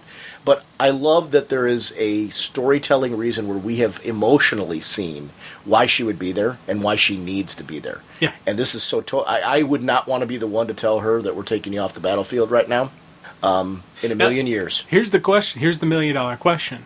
Say, would somebody be able to tell her to do that? Would they be able to, like when... you don't see anybody doing it. Right. No, I don't think anyone would try to, but would there be somebody that could tell her to do that? Like, could Diana say, hey, go to the thing? Could Superman? Could Hal? Could, I think any of them could tell her, but I don't think they'd be standing for much more than a couple seconds after they told her. Right. Donna's very... That's one of the things about Donna, and I love the way Donna's written across the board. Donna is very much her own person. She's a very strong character. I love Donna Troy for that. I mean, I think she's very... I'm curious to see her in Justice League, because I think she belongs. I mean, it's going to be so great. No, I'm not saying you're not saying that.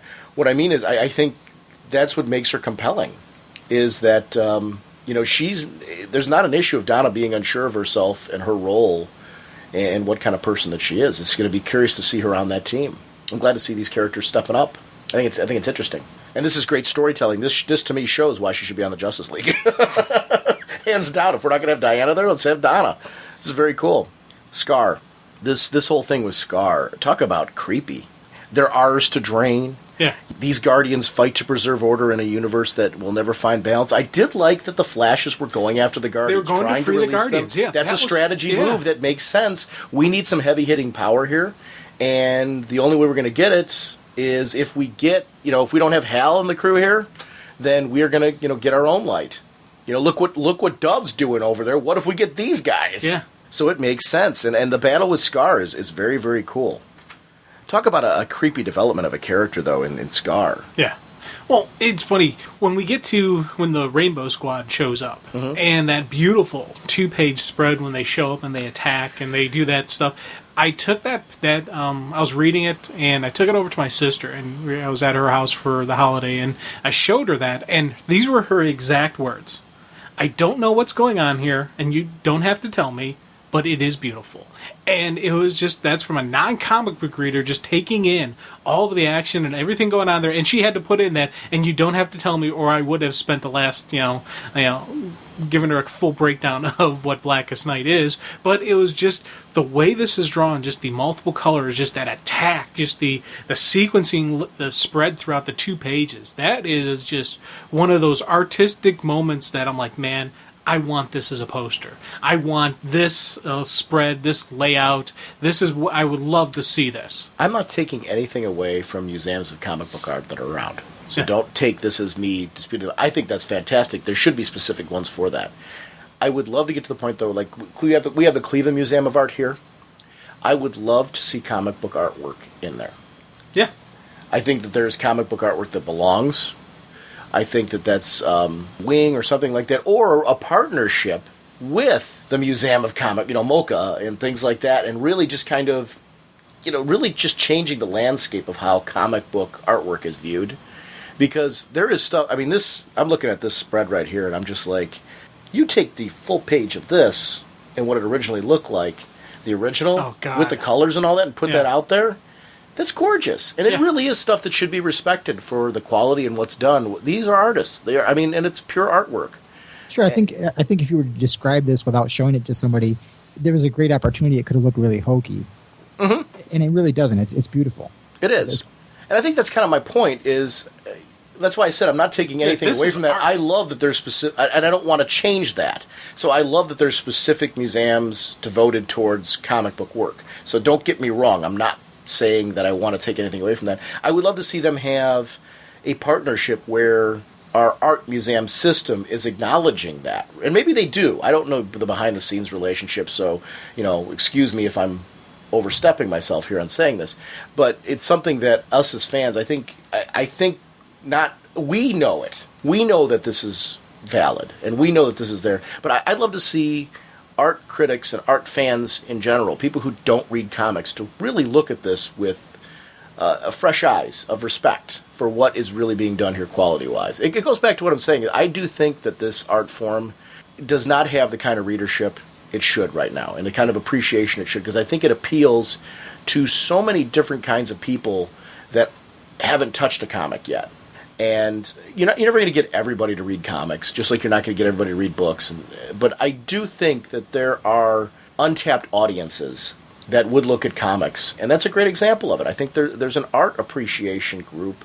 There's people out there who really love art that I think would get into this in a way that they never have thought before, because they've got kind of a stigma or an impression of what comics are. I think that wall's breaking down a little bit, but I want that wall kicked down. Yeah. Because I'm still like the numbers for this, like we're yay DC for how big the numbers are for Blackest Night, because this is ones where they're taking some of the top numbers for the month. But hey, what we think Marvel, DC, whatever company's got the top numbers for the month, what we consider top numbers right now, I think is disgusting for the quality of books. I firmly believe that. I think that there is an audience out there that would read these books that don't. Just because of how many friends it's been so easy for me, we've both got people that we know that are reading comics that never have before, that are doing it now. I think it is a lot easier now to get people to try a comic, especially with trades and collections where you're giving them full arcs where they can read a whole arc and really get the experience of a beginning, a middle, and ending of a story. And the hook to the next story. And that's important. I think that hook to the next story, you don't want a story with just, you want a story to have complete closure, but you still want that hook in there to pull you back in. I still can't wait for the absolute of this, because we know it's got to come. It's got to happen. Our friend Chris Kendall, who we had on for the Smallville show, he's reading Green Lantern now. Never knew who Green Lantern was a day in his life. Heard people talking about Green Lantern, picked up Green Lantern. And what he picked up was the Sinestro Corps War, so you're picking up a full arc, and Rebirth. So he picked up those things, was into them, and he's picking up this now. So, I mean, that's somebody new Yeah. to Green Lantern who, as a kid even, was a very casual comic reader. Very casual. So, and it was all Spidey. Yeah. So, somebody who's reading a DC book they never had any interest in before just because they've heard so much about it. So, it's interesting to see the Lanterns. You will feed our Lord Necron. Scar just not giving up. I mean, more and more, the more that's done to Scar, the more vicious that Scar looks. Do you think Scar can be redeemed? I doubt it. Yeah, I'm going to say no on that one, just because it's kind of hard to, I think Scar is full turned. But Scar was infected, right? Yeah. Yeah. From the Scar. Isn't that how that all happened? Yeah, Scar got infected by the Anti-Monitor. Right. Yeah, so isn't that what led to Scar going down this path? Can Scar be... and I'm not saying you guys are wrong by saying that. I guess my question mark comes in from the fact that Scar was infected. Is there still Scar in there? Yeah, I don't know. Or the original... I don't is know. Anakin Skywalker still in Darth Vader? They found yes, there was. So, Luke But was able to Anakin pull it wasn't- back, but Anakin wasn't affected by the dark side of the Force, you could say. Yeah. So he had that going on with him. So, But we did see redemption of Anakin right, that's what I'm Skywalker. saying. So I initially said no, but now, as soon as I started thinking that ways, with Scar's the Darth Vader of the DCU, I'm like, there could be a redemption. There could be something to save Scar, but I don't know. To me, it looked like she blew up pretty good. I don't know if there's much left of Scar. Yeah, I don't think Scar necessarily was there anymore. I think Scar was replaced by what Scar became. You know what I want to see? Just as much as I want to see this go to animated or movie feature, I want to see... Have you guys been watching the Family Guy Star Wars? Yeah. Oh, yeah. I want to see Family Guy Blackest Night. How cool would that be? Stewie as Scar, or his Black Hand, or whoever. I would say Black Hand. Come on. Yeah. Well, I was thinking of our Anakin reference because Stewie played Darth Vader. Right. So I was looking at that, but it's just you could have them be multiple characters. Really funny. I know that the pervert guy would be easily Larfleeze. Yeah. Mine. Oh. Who would Hal be? Would it be? It'd be Peter. Peter, yeah. And then what's her name would be Carol Ferris. Yeah. Lois. Yeah. Would be Carol Ferris. See, and then because who would we make Barry? Quagmire? No, that could be the dog. Oh yes, no, you're out of Brian. Brian, thank you. Yeah, I don't know the names. I know the character. I don't know the. I'm Family Guy obsessed, so it's Cleveland. Let's see. Oh no! I don't know yet who would be Cleveland. Ray. He'd be good. He'd be a good Ray. Yeah. I'm trying to think who Quagmire would be. I don't know. Bruce. Or Sinestro. Yeah. Sinestro. Yeah. Actually, Quagmire would be a good Sinestro. That's true. Actually, I take that back. You're right. That'd be better casting. For And Quagmire. what's his name? Joe. Yeah, as Red Lantern. Atrocitus. Thank you. Yeah. So anyway, back to the issue after our Family Guy. Blackest Night Family. Hey, well, we had our Muppet, Secret Six, so it kind of fit. Family Come Guy on. Blackest Night. Yeah, we were stopped by the phone ringing. Thank goodness. Saved by the Bell. Oh, jeez. We're not going to do Saved by the Bell Blackest Night. Oh, come on. Screeches Larfleeze. Yeah. Wow. See Zach shoving his head in as Hal Jordan. Zach's Hal. Tiffany Amber Thiessen would be Carol Ferris. Oh, yeah. You're right, that'd be easy to do. Yeah, this is easy to do. Yeah. You can apply anybody to this, Right. man. The girl who was in Showgirls Jessie would be Spano. Atrocitus. Yeah. Oh, she wouldn't be Atrocitus. Oh, come on. That'd be AC Slater. Come on. No, Actually, actually, he'd be Sinestro. He'd be Sinestro. Yeah, I caught myself. Yeah. Yeah. Jesse's going to be Atrocitus. I told you. Yeah. The Indigo would be the other one. No, Jesse. Lark would be... No, Jesse would be Saint Walker. That would fit her character more. The character on Saved by the Bell, definitely I understand Saint what Walker. you're saying, but I think the actress would work as Atrocitus. Well, the actress would work as Yes, Atrocitus because she's a talented actress. But I think the character, if you're going to go character, that would be thing. Wow. Now, Principal Belding, would he be Ganthet or would he be... Ganthet. Ganthet? Okay. Yeah, I think you said it right there. Okay, yeah. Something wrong with us. Stop now before we go. They're attacking the lantern. Yes. And I think I saw this on a Saturday morning cartoon. I loved that line from Carol Ferris. Yeah. Because it took me back to my childhood. I was totally feeling like that wasn't going to work. Because I felt like these guys are convinced this is going to work, but somehow... And I love that it took the turn that they actually... Necron wanted this to happen. Yeah. Because he's basically saying, you guys don't understand... You never told your lanterns what the universe was really like. What you've been covering for is now going to be revealed. And how the darkness came first, and then there was... And then there was light. Yeah. So it is interesting how... Necron views us as an infection on the planet. That's why we age. That's why we die, because we don't really belong here. I love that commentary by them, because we are really we're like ants coming out of an anthill in their eyes, or roaches. Yeah. Well, roaches are a lot harder to kill than us. Yeah, that's true, to be too. honest. Well, although we're doing pretty good. Are we? Considering. I don't know, yeah. Well, Hal and Barry are at least. Yeah, Hal and Barry are doing all right. Everybody else is getting kind of messed up. And it was funny when they started the full court press on that lantern. I did start thinking, okay, yeah, we're at issue 5. Maybe this is going to be the turning point. And it was that side panel of Necron where he says, "Guardian, your lie is about to be exposed." I'm like, oh, this ain't gonna work. Something bad, something worse is gonna happen. And that's once again going with a classic story, a classic horror story that right when you think everything is gonna go well for the heroes, it gets worse. And we're getting that's a moment right here. We see it right there. You got this great attack on the press, like, yeah, this is what we need to do. Hit them, hoorah! Nope. Well, it was funny. I love how the Bruce Wayne coming back was all tied into the emotional tethers. They were waiting until there was an emotional tether from everybody, and finally, Bruce Wayne of Earth, rise. And I want as a poster. As a Batman fan, oh yeah, this is just stunning to see the Black Lantern.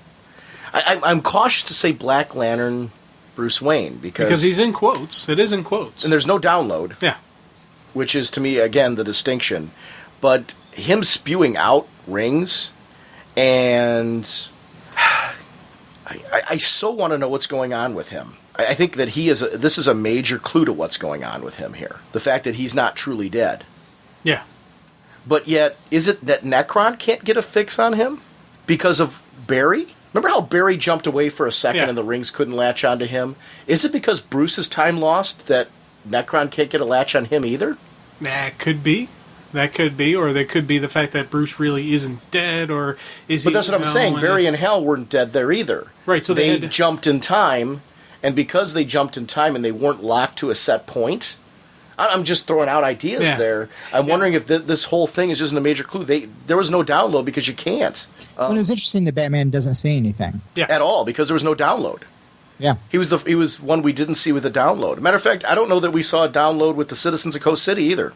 No, they never did a download, but my guess is with the Citizens of Coast City, it's a little different because they had 7 million of them, so they didn't want to do any download. But, or if it didn't fit their plans anyway. Yeah. They're not... They're just going for numbers. I really think there's levels to the power. And I think if you're just reanimating flesh, it's one thing. If you're downloading and then, doing something more with it, there's a whole nother level to it. Well, I don't think that there's a level to the power. It was what the ability was of the person before they died. The Citizens of Coast City are just people. They don't have any powers, so to speak. We've seen already that these Black Lanterns, when they come back, they use the powers of the person in question. Their powers are reanimated. Yeah, but it's also, I think, I don't know, I'm just getting, and I could be way off, but I get this vibe that it's not just that they're normal people. I think they're just more, they're more pawns. They're not the main players. Well, because there's no download. But I think because of the level of undead. I think it's more of animated undead flesh and not That's actual what they all thing. are animated undead flesh, though. I don't think that there's any difference to what's been reanimated. I think the rings have the same thing. The people of Coast City, like when Superman zaps them, I have no doubt that they reform unless they are hit it with enough light that there's a connection severed. So they reform and reanimate the same way that the heroes that we've seen do. At least that's the way. I mean, if you guys are viewing it differently, please correct me. I think that the people of Coast City, the main distinction right now is, first of all, they didn't have superhero powers beforehand. So they're, for whatever way that these rings are working, they are pulling off of those powers and reanimating them as a way to utilize them. And I agree with you that I think that's the reason why they're not downloading memories, because the people of Coast City, unless there is an emotional connection, like what we saw with the Graysons and the Drakes, unless there's an emotional connection, there's no reason to do a download, because they're serving no other purpose other than to be just sheer numbers. Right. So I agree with you that there is a distinction. I just don't see them as being less... I think they reanimate the same way. Are you guys taking it that they don't animate the same way that the others do? Because I don't see anything with connection severed. Well, I don't see anything with connection severed, and I really don't have any evidence to back my theory. Mm-hmm. It's more of a gut instinct that just tells me that the level that part of me on one hand does think that when Superman's frying the bodies, they're not coming back as quickly, if at all, as the heroes do. Because the heroes, I think, have an active... energy source constantly reanimating, where that's undead the ring. Flesh. You're forgetting that's the ring. Let me finish here. I think they each have a ring, but I think the energy that's within the ring may be different.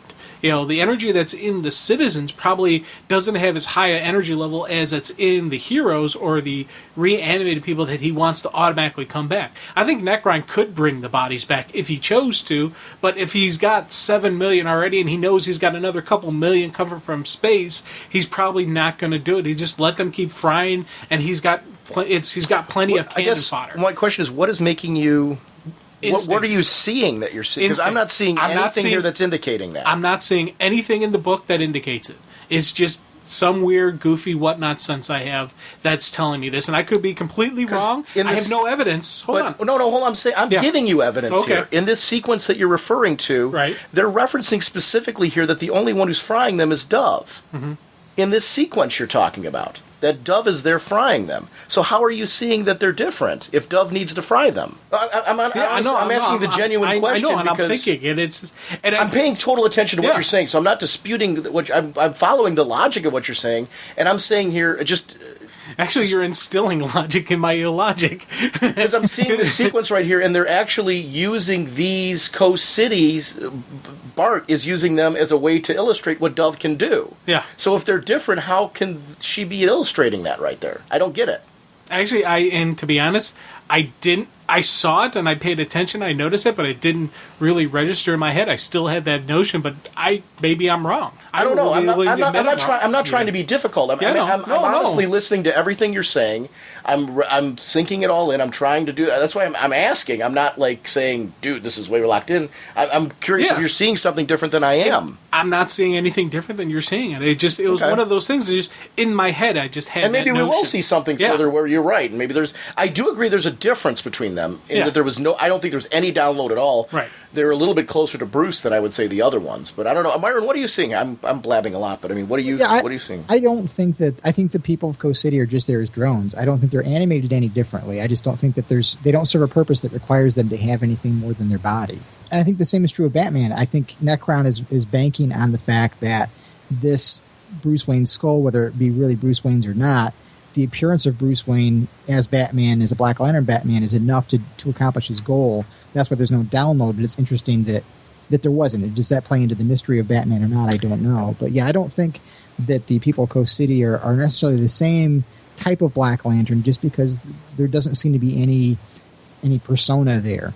Now that I do think there is a distinction. You guys might totally disagree with me here. This is my theory. I think this is a theory on my end. There's not a whole lot of proof here, but I think what we see in issue 6 is a little bit of proof of this. I think there's a distinction with Bruce that they can't download Bruce. Yeah. Because Bruce isn't actually dead, and because he's time lost, they can't lock on him. They can't do to him what they're doing to the other heroes, right? Right, because there is no Bruce to lock onto. So the very nature of what happened to Bruce prevents it. Right. But they do have this dead skull that they can utilize. But I think his multiple lives are enabling this to happen, right? Yeah, I think I think we're all in agreement on that. I think it's really interesting, and it's a great use of Jeff Johns noticing what's going on in the universe. Makes sense to work with the writer of Batman to find a very cool way. This, for me, is totally engrossing. It's where you're taking something that I've been really enjoying that's been going on in the Bat books, adding some depth to this series, making it feel like we've got some huge Batman impact here. And it was a cool moment. I mean, just seeing this for me, I was like totally geeking out. Now, again, the distinction here is that when each of these characters are being told to die, we are seeing that they're not losing their hearts. No. None of them have lost a heart here. So this is all going to be interesting. And we get the cliffhanger of this issue with Hal Jordan and Barry Allen. The big words, die. Yeah. Issue 5, and this is why I wanted to talk about this one.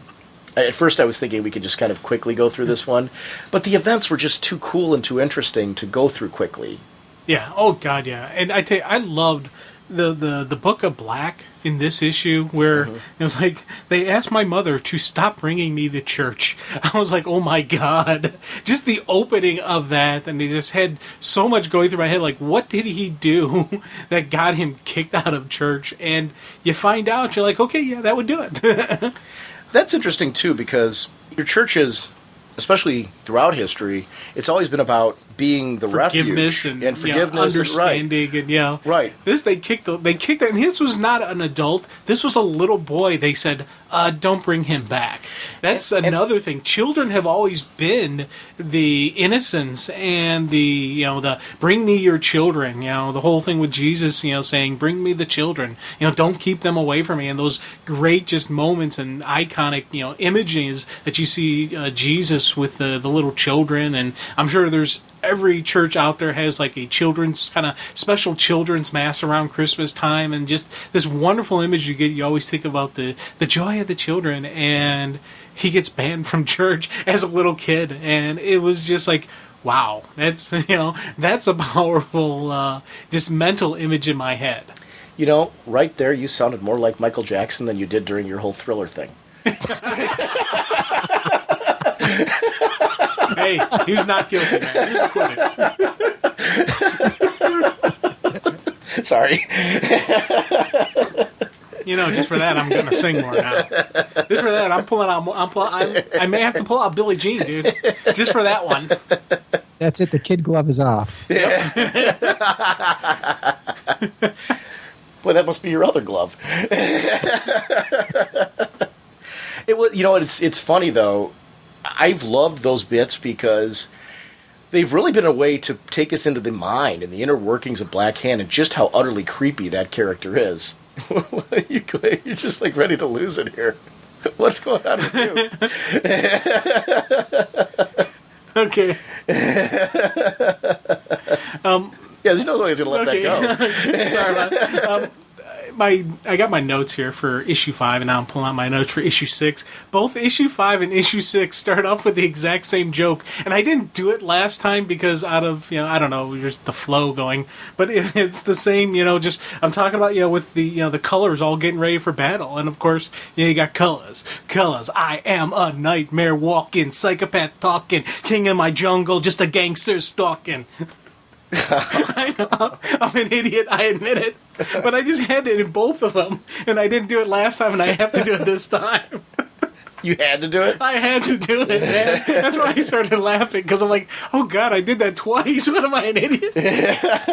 You just really wanted to get that in. I had to get that in there, man. The sad thing is I looked up the words, because I knew them, but I wanted to make sure that I got them exactly correct, because, I can't, gotta. Well, with that note, why don't we go into issue 6? Green Lantern, let you and I destroy that space junk. Blackest Night number 6, The New Guardians. And that cover was to me, woof. Because I've loved the visual look of these characters paired together. There is so much of this. It's funny. I could if my wife would let me, I could wallpaper my house in comic art with the stuff that's been released this year alone. Not just, not counting going back through the history of comics and being able to, pull stuff. But there has been so much great, eye-popping art. And that's the whole art team that's putting that together, including colors, everything that they're doing, inks.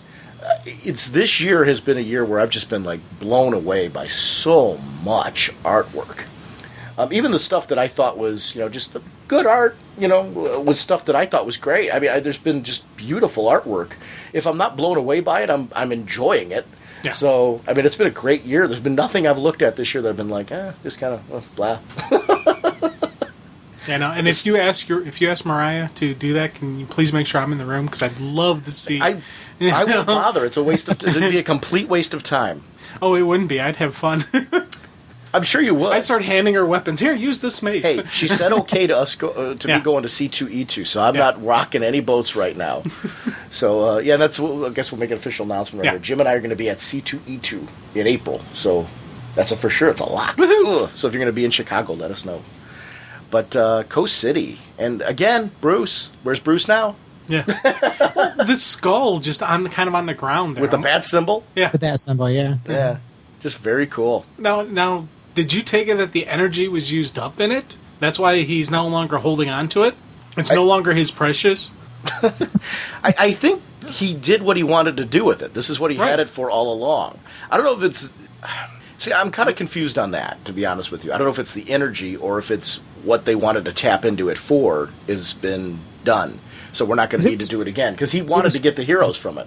Yeah, I mean, it was spitting rings out before, so I don't know whether... I mean, we know he's going to lose the skull, so I'm not sure whether it's just served its purpose and it's over with, or whether the Pez dispenser's empty or what. Yeah. Because it was specifically looking for an emotional tether. So, because he was trying to emotionally tether to all the people when he reanimated. So I don't know. Is he done? Maybe he's done with it. Or maybe it pulled the emotion... Because I took it that the emotional tethers was it pulling emotional energy from each of the people that it latched onto. Yeah. So it pulled it from Hal and Barry as well. And that's what it's locking onto. So I don't know if it had the energy or if it was used as a conduit for connecting all of their energy, the ones that had been with him before. I say it's a conduit because he has the connection to everybody in the DCU, all the dead heroes, the risen heroes, it's the risen heroes specifically, heroes, though. But he's because that was used as a conduit for the risen heroes. So this was specifically in place for the moment, the inevitable moment on Earth. He was going to do this when this was going to happen. He was going to do the massive turn. Right. I wonder if Hal and crew didn't cause Bruce to have that energy by shooting the light into the lantern. Because remember, that happened right after that. Right. So did they not use some of that energy as well? Because they actually used that to power up. Necron used that to power up the skull. Do the invocation. All right. I love seeing this bit where they're now running away from their rings. Yeah. Well, it was cool because with the rings going after him, and Hal's holding it off at first, but he gets shot in the back by the dead Ollie.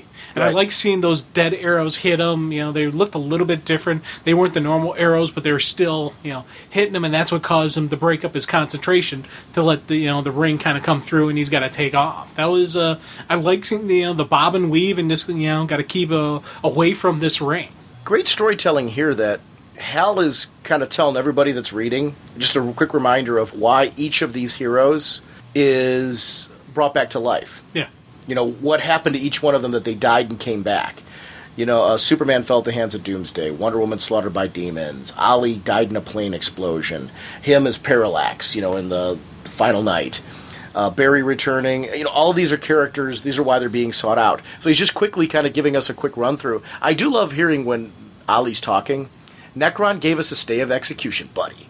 But our time is up. No more fighting over scraps or existence like we do. No more good guys or bad guys. Very much Ollie dialogue, dark Ollie dialogue, but totally playing on the heartstrings right there. Hal trying to, and this is just great heroic moments, and this is why I think this would cinematically work so well on the screen. There's so much going on. It's in the intensity being built here. Hal is not only outrunning his ring that's trying to get him, he's also trying to keep alive Superman. Yeah. And, obviously any other hero that he can possibly get to, because he knows that, he believes that Superman's still here. Yeah. He's with us. There's something different here. I'm glad that he notices that, or can't accept it, whatever the reason is, but he will not let them kill him. Yeah, he won't let Sinestro take the killing shot. And it's funny, part of me when I'm reading this, you look at Sinestro, and I'm like, okay, this is a classic Sinestro moment. He knows he's got to put him down, going to do it now. Or is it also part of Sinestro thinking, hey, I got a shot at taking out Superman now. Superman is a very powerful enemy that I've faced in the past, and now's my chance to take the shot. but not only take the shot, but also maybe get a little help in taking him down as well. So part of me wonders, is it all of column A where he's just fighting the color war, or is it part of column A, a little bit of column B as well? Because Sinestro does think on those multiple levels. I would say here that, I don't know. I guess I was going to say that I totally believe he's focused on this particular event, but I could see it being either way. There's nothing to indicate though that he's. Yeah, there's nothing to indicate, but it's just there is that little bit of my wondering in the in the back of my head if maybe Sinestro's thinking that way. I would say there's too. I mean, maybe subconsciously, but I'd say there's too much going on for him to really be focused on that. I don't know. It's Sinestro. He is very focused individual. Yeah, but I mean, there's nothing to indicate. There's nothing. Once again, this is another one of those things. I'm just like just thinking about it in the back of my head that I have no evidence to support these claims. They're just my thought process. So, it's normal for me. Apparently, yeah. Yeah, just throw out whatever I think. I love Barry and Wally's teamwork here. Yes. And how there's a difference right now that he's saying we need to separate here, which would make sense. You protect Wally. I mean, you protect Bart, I should say, and yourself, while he's trying to get rid of his tag-along ring. And I love that his strategy is like, I'm going to try something, but I need to try it with Hal, too, because if it works for me, we need it to work for Hal. Yeah. I love the buddy cop between the two of them. We've talked about this in previous issues, and these moments where they team up together like this are just brilliant for me. Well, but I really, it was one of the things I liked, that seeing the dead Bart talking and just, I knew it wasn't normal when you came back. I knew there was something wrong. It really accentuated that Grandpa Barry, moments that we had earlier. Really kind of, it was such a dramatic change from the one side to the other. Like, the one scene, you see him tripping him, It's, kind of, I liked just that the dark nature that we get to see in Bart now is just accentuated what that positive light that we saw from him before. It was a cool just change in the persona. It's, I wouldn't have wanted it. You mentioned it about with Ollie, how that was spot on Ollie dialogue. Mm-hmm. Same deal with the Bart. It was just that shifting, that darkness, really just kind of like a smack in the face. Wow, this really is an evil person. Barry using the time travel there. And the close-up of the part where it says, the Black Rings have new targets. I noticed. And they're fast. I noticed that too, but I'm faster. The look on his face, that's dynamic artwork right there. You see the determination, the confidence. This is a veteran. And that's what it means to be. Those are one of those moments, hoorah. Yeah. You want to see that on screen, right up close to his face. That's a Rocky moment. That's there's moments in the Rocky movies where you see Rocky know that he's got the right punch in. That he's ready to take, that's the it's those slow motion punch moments where you're like, okay, Rocky's got this now. This is one of those moments. It just totally feels like that. It's very cool. But I also dig the dialogue between the two of them, because when they're talking about taking Necron down, not only what will happen to the dead heroes, if they take Necron down, what will happen to them? Mm-hmm. What if Necron's telling the truth that they only got a stay of execution because he willed it? Well, you take down the guy who gave you the stay of execution, do you die now? Are they going to die? And the fact that they're thinking that, but it's, not even slightly affecting them, they got to do what they got to do, is of course because they're heroes, and that's what you do when you're. They would sacrifice themselves. to stop this. Yeah, they hope it isn't going to affect them, but they're going to do what they have to do anyway. Deadman in this is awesome. These little bits with Deadman where they go, Gene takes them into the ring, and Deadman pops onto the scene, and I love that jumping into Black Lanterns is having an effect on him. Yeah, and it's something where he can't maintain control for long. They're able to expel him. Because, and I wonder if we're going to learn, does he have a relationship with the way that he's come back? Is there some link there? I don't know. Well, he came back through that Ramakushka, right? But I wonder if there isn't now, we're going to learn something new, a new twist about Deadman as far as where he was pulled from. Right. Or, if his essences are tied. I don't know. It's, and maybe not. But it's interesting to see how this is. This whole bit with Mira, this tongue is lashing out, and Mira just grabs it. And she grabs it, rips it out. I'm like, okay, yeah, this is, once again, we talked about last time, when we were talking about last issue, that, we want a solo series, we want to see more of her. Have we seen her show fear since? No. Since that the initial Aqua family? thing, yeah. since that initial thing, she's never shown fear. Even with Diana, I don't think she showed fear. She showed rage more than fear now. Right. Now it's mostly we're seeing pure rage, we're seeing pure fight, we're seeing, okay, time to throw down, buddies. And it's the classic thing of a hero. Anybody is going to feel fear initially. You deal with it, you get beyond it, and you do your job. And that's what we're seeing with her. And again, I want to see more of this. She's like the bad of the bone character, the DC. What's going on here? I love this. Mira's very cool. More Mira. Yes, please. But then the two of them manage to escape and get back out there, and we get to see, and we're going to have to talk about that issue a little bit later, John Stewart. Now, here's a question for you guys. When they jump back out of the ring, and now when is Jean stuck down in small size in the ring, or can she come back? Well, didn't she take them into the ring? Well, she took him into the ring, but she may have used Ray's belt to do it. I don't know if she used her power, if she had a belt also. Well, she did in the past. Remember when she, in Identity Crisis, she took him down, she had one of her own. So when she reanimated, wouldn't it be possible that she could have her own belt? Could be. Yeah, I don't know. My honest answer there is I don't know. I'm trying to rationalize it. I don't know. It all depends on who shrunk them out or not. I guess we'll see if we see Jean again. They did a pretty good number on her there. Yeah, that's not enough to take her down, but and I do like the fact that Deadman is getting the vibe from all the other lanterns. He's like, every dead lantern is coming to Earth, and they're like, I wonder how many that is. And you get that cool 2-page spread of John Stewart. It's like, hey, anybody who with the Hawks. With the Hawks, of course, following. Yeah, because we got Khufu and Shara. We got multiple Black Lantern Hawks running around. Did you see Airwave is there too? Yeah. It's really cool to see all the characters. I mean, there's a whole lot of characters in there. I love seeing the two of them in the forefront. I wonder if they're going to talk about that any further. The fact that we've got multiple incarnations of the Hawks running around. The fact that these characters reincarnated. This has convinced me more and more. I know we talked about the Space Cop version coming back, which I'm not against, but I do want there to be a reincarnation tie. Yeah. Because this is so cool here. It's reminding me so much more of what I like about the Hawks and their history from the Golden Age straight on through, that I'm hoping that we do get that. Yeah. It's funny with John, just flying in. He's like, he got incoming, and just seeing the mob and mob and mob after him.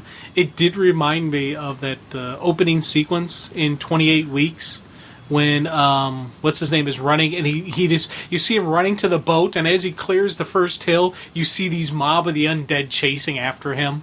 It just, once again, it had that cool, like, just 28 weeks, 28 days kind of sequencing when they've done with that volumes and volumes and volumes of these super zombies running after the people.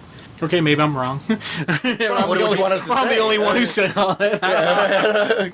Like, cool, all right. I wasn't thinking like that, but I would say, I get it. Yes, Jim, you're right.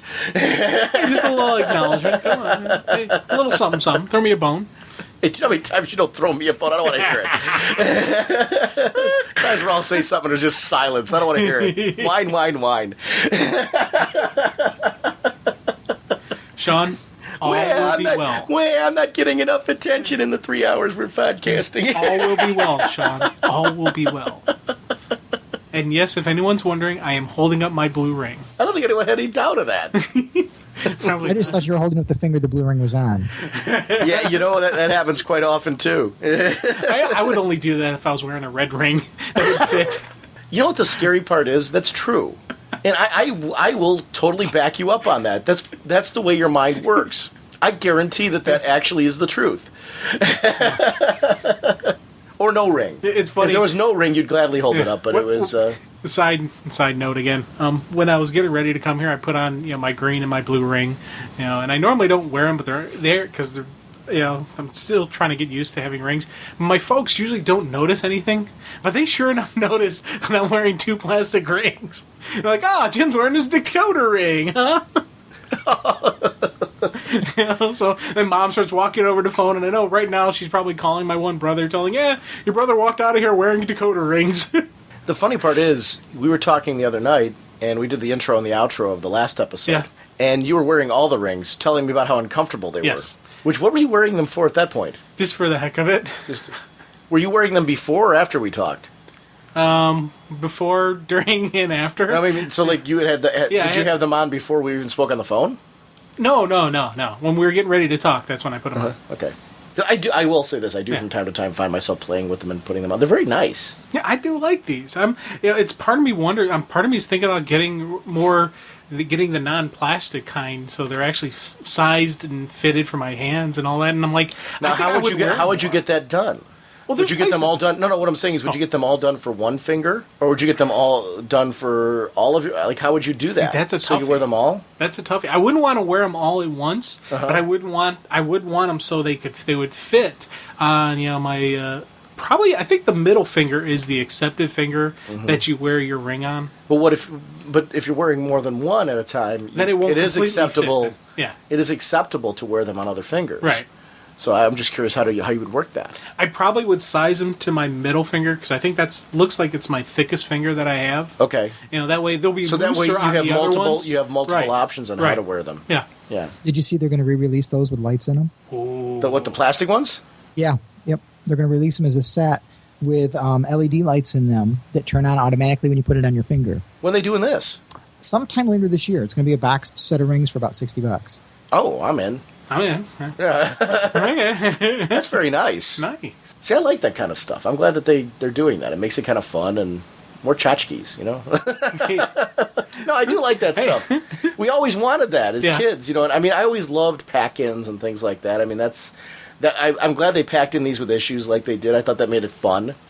And I applaud them for doing it. It makes sense. Make the event more interesting. They're thinking of their fan base and making it fun. I mean, it's, I want to see more of that kind of stuff. And I'd like to see it the next year, like when they have this big Superman event. I hope they, do some Superman-related pack-ins. Because I think it's fun. It adds a little excitement to it and collectability.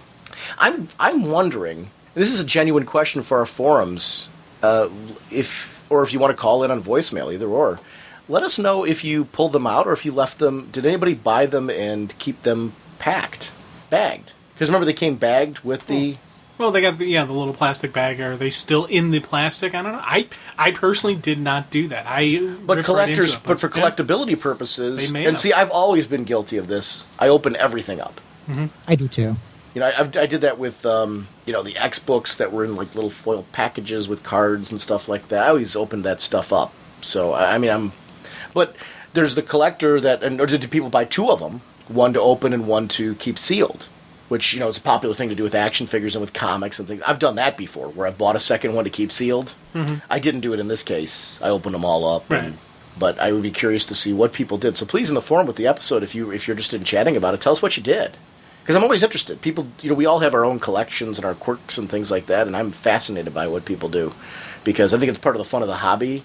We all like to share our collections and what we do. So, this is a very genuine thing. If you want to chat about it, tell us what you did. I think it's interesting. Kind of cool.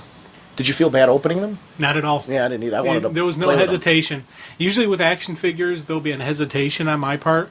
With these, I tore right into them, started working them so they try to adjust the band so they fit a little bit more comfortable.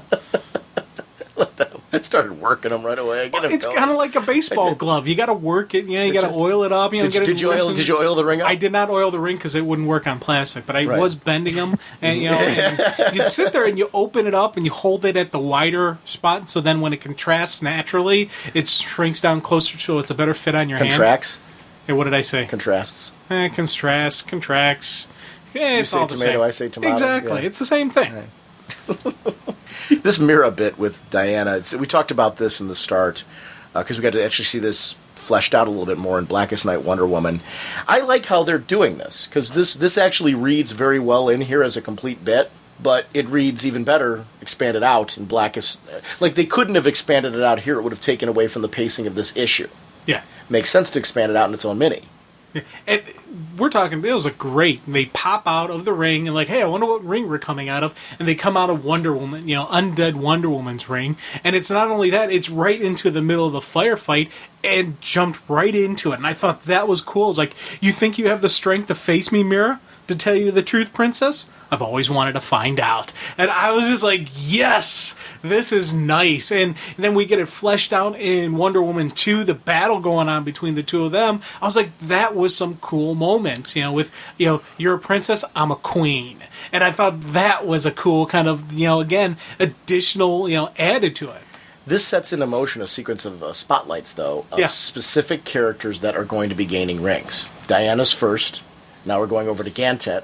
Yeah. And then it's going to keep going where we get to see each of these characters. So it would have really ruined the pacing to do that here. Oh, God, yeah. But I love this bit with Gantet where they're talking about that we need to... Basically, there's a fail-safe in these rings with the option to give people the power for 24 hours. And he's saying we need to activate this. I'm a guardian, but I can, tap into this with all the rings.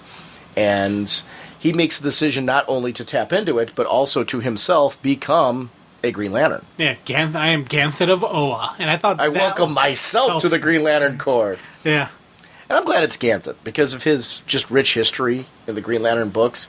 I loved the bit where he was the one that escaped and gave Kyle the ring. And, he's just one of those characters that throughout the history of them, he's, we've all had a rich connection with him. I'm glad it was him that donned the ring. Yeah. And I like the fact that the other rings, every ring has this power. There's some interconnectability of the rings. It's further part of, some of the stuff that the Guardians, the great secret that the Guardians have never revealed.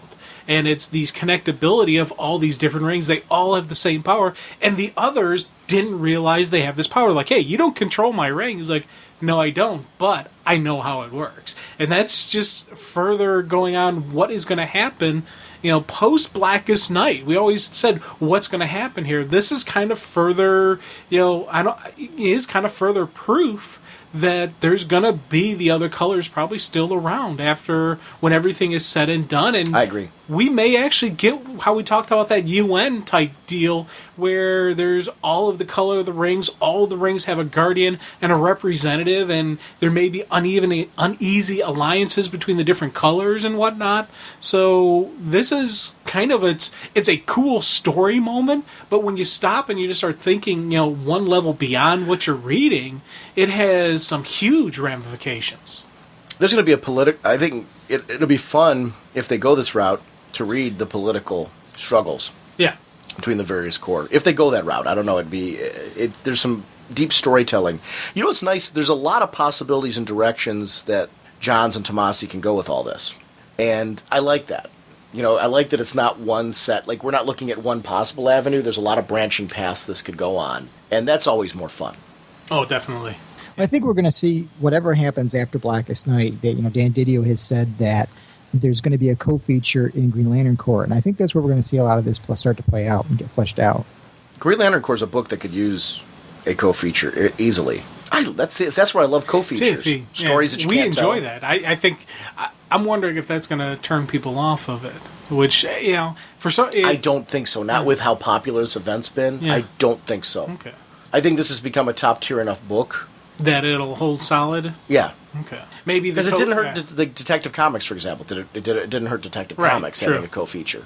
I think it depends on what book you put it in. Okay.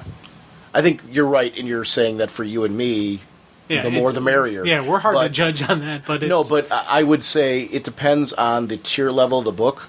Yeah. And I would say it probably the way that it worked for Detective Comics. I think if as long as the co-features are match the quality of the main feature of the Green Lantern Corps, I don't think it's going to hurt it at all. I don't think a Green Lantern Corps reader is going to go, wait, you're going to give me more pages? Yeah. With the story spotlighting. I don't. Myron, what do you think? Do you think that was going to hurt Green Lantern Corps at all to have a co-feature? I think as long as the quality of the stories are there, I think that's a perfect place to expound upon this universe that now that it's been expanded. Otherwise, it doesn't really have a place to be unless you put aside what you're going to do in normal storytelling arcs in your main two books. You don't have an avenue. So I think the co-feature is just a great... they haven't said what the co-feature is going to be, but I honestly think that's what we're going to see happen with the Green Lantern Corps, see this get expanded there.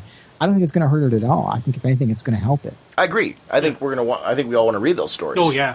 I'd love to see continuing adventures of Sinestro Corps, or even the Green Lanterns. You can do Green Lanterns. Just plenty of Green Lanterns you can spotlight there too. I'd like to see the other colors be the co-feature. One of the other colors spotlighted. But couldn't it be all colors? Why does it have to be exclude green? True. It could very easily be all colors as well. But part of me, I would buy a third Green Lantern book and have it be the color universe, and how we have Green Lantern, which is spotlights Hal usually. We have Green Lantern Corps, which is Guy, Kyle, and John in there. You have a third book that spotlights the colors, has the Sinestro thing, does something maybe with a one-shot with Larfleeze, or, go with the blues, so Saint Walker doing his thing, or even Star Sapphires, and just, some interaction. I personally would do a monthly full size. I would be, happy with that. But if they're going to do a co-feature, and that's what I would want them to focus the co-feature on, because, yes, it'd be cool because there's plenty of Green Lanterns out there, but I think that would, I don't know, I think that would, people would be like, okay, why are you doing another Green Lantern title inside the Green Lantern title? Well, why are you telling more JSA stories inside JSA? True. Okay. Once again, your dang logic just throws off my argument. No, seriously. I guess here's what my point is and why I'm saying. I mean, I'm not disputing anything. I agree with you. I want to read the other colors, so I'm with you. I guess my point is there's a lot of Green Lanterns that I think don't get spotlighted. They aren't part of the main cast of Corps that I think it'd be fun to read about. I've loved those little spotlight issues where we get them every so often. I'd like to see some follow-ups with some of those lanterns that we don't get to see so often on the main pages. Yeah. But again, kind of going off of what you're saying, there's a lot of, would I be upset if it was all just the other colors? No, not at all. So I'm not saying that. I think there's a part of me that was thinking when they announced the co-feature originally, and I think it's probably why I'm stuck on this, that it was going to be spotlighting Green Lanterns. I didn't think the colors until you mentioned it just now. So in my head, I was already pretty locked that this was going to feature lanterns that we don't always see on the main page, if that makes sense. Yeah, well, yeah. So that was in my head, and then when you mentioned that, I'm like, oh, well, his idea is about the color Corps, and then when Myron was talking about with it, I'm like, that's a cool idea. I'd really like that. So I think I'm kind of stuck on my original idea still, is what it is, and that's why I'm kind of fitting it into all that. But to be honest with you, whether it's all Green Lanterns, whether it's all colors, whether it's a mixture, I don't really care. I think that book will only benefit as long as, like what Myron said, the quality's high. We all want more of that. I'm hoping it's, somehow the creators, I don't know how thin you can stretch these creators, but or if it's going to be Tomasi. Maybe it's Tomasi. He's going to be writing them. I don't know. We haven't heard anything about creative or anything yet on those. So I'll be curious to see who's writing. I'd love to see Joe Straczynski get his hands on it. That'd be great. Yeah. Yeah, with the stuff he's been doing in Brave and the Bold and stuff like that, I think it'd be great. I don't know. Yeah, I'm curious. I'm very curious to hear announcements on who creative's going to be on that and what that's going to look like. If it's going to be ongoing or if it's going to be like little short features featuring, if each one's going to be a single issue, with one-part stories. I don't know. We'll see. So after we see Ganthet, we get to Barry Allen. Because the ring starts spreading out from each one. And I love that Larfleeze, as Barry Allen's the one that's being sought out for Hope. And kind of judging out what you're saying before, Jim, I wonder if Barry wasn't at that moment the one that was exuding the most hope. Because Superman is kind of corrupted. He's got the thing and all that. So even if he's fighting it, he's not giving off as much hope as Barry would be at that moment. I don't know. You also think back to the beginning of the crisis going on here when they were in that police station. And the police station, what's going on here? What are we? It's like, anybody who calls, tell them to stay in. Tell them the Justice League is on the job. And that right there, that was like a hoorah kind of hopeful moment that it's like instilling hope in people. And it was that... Barry's been known as that hero. So it was something that throughout the series, they're writing him this way, and it was something why I kind of I started latching on to this guy who I had no idea who he really was as the series is going on. I'm getting behind him because that's the kind of heroes I really do like, that, dun-da-da kind of moments. And Barry's been giving us those kind of, positive, just outward moments. It's funny how much you didn't used to like the Silver Age. Yes, because I know. Silver Age is chock full of that. Yeah, I know. I mean, that is the Silver Age. That's what Barry is. He's bringing back that kind of hopeful feel. I love they've modernized him though. They're making him work. I mean, he works really well in this. But he's retro, Retro's cool. Yeah, he's bringing it back. Larfleeze though with the no, you don't get back here. I don't share with anyone. Until I flipped the page, obviously. Yeah, didn't think it would be. It was going to Lex. I wasn't thinking Lex again because I was with you in thinking that Lex was pretty much, we'd seen the appearance of Lex. Maybe we'd see a quick little flashback to him. I had no idea we would get Lex with a ring. Yeah, but I tell you, this was a great, couple pages of using him. Just as they're breaching the bunker, he's armored up, ready to throw down, and that's when the ring comes. But I like the fact that we see all of the people killed, but right up front was his dad. And they're going with the secret origins type of deal that happened between him and his father. Because it's very clearly that same, person that we see in Secret Origins, Superman's Secret Origins. So I thought that was, a nice, cool tie-in, that making sure that's the dad that comes after, Lex. Yeah, easily. Looking over at Scarecrow, I love that this plays out of not only this book, but Blackest Night Batman. Because we got to see those great moments with him with Azrael. Yeah. and this is all coming back in again about how he wants that emotion. He needs that emotion. And it's what Batman, it shows what their relationship is, that he gets something from Batman. He gets fear from Batman. He's afraid feeling, of Batman. Right. And he doesn't feel it for anybody else. And I thought, I'm reading this going, man, he is very freaky. And is he too freaky for the Sinestro Corps? He's one of those deals where, is he going to be one of those kind of, heaven won't take me and hell's afraid I'll take over kind of guys with this Corps? Well, he's still only got 24 hours. Well, hey, he can do a lot of damage in 24 hours. A determined person can do a lot in 24 hours. I can't wait to see the interaction between Lex Luthor and Larfleeze once Lex realizes he has to give it back in 24 hours. Oh, yeah. Oh, yeah, that's going to be an interesting fight. Because, is there any way they can hold on to the ring? Is there any way they can prevent the 24-hour lockdown? Or I think the ring decides that, not them. I don't think they have that option. I don't know. We'll see. I think that's storytelling. I'm anxious to. That's what I'm curious to know as well. That's where these are interesting threads, because I'm curious to see how this is going to play out.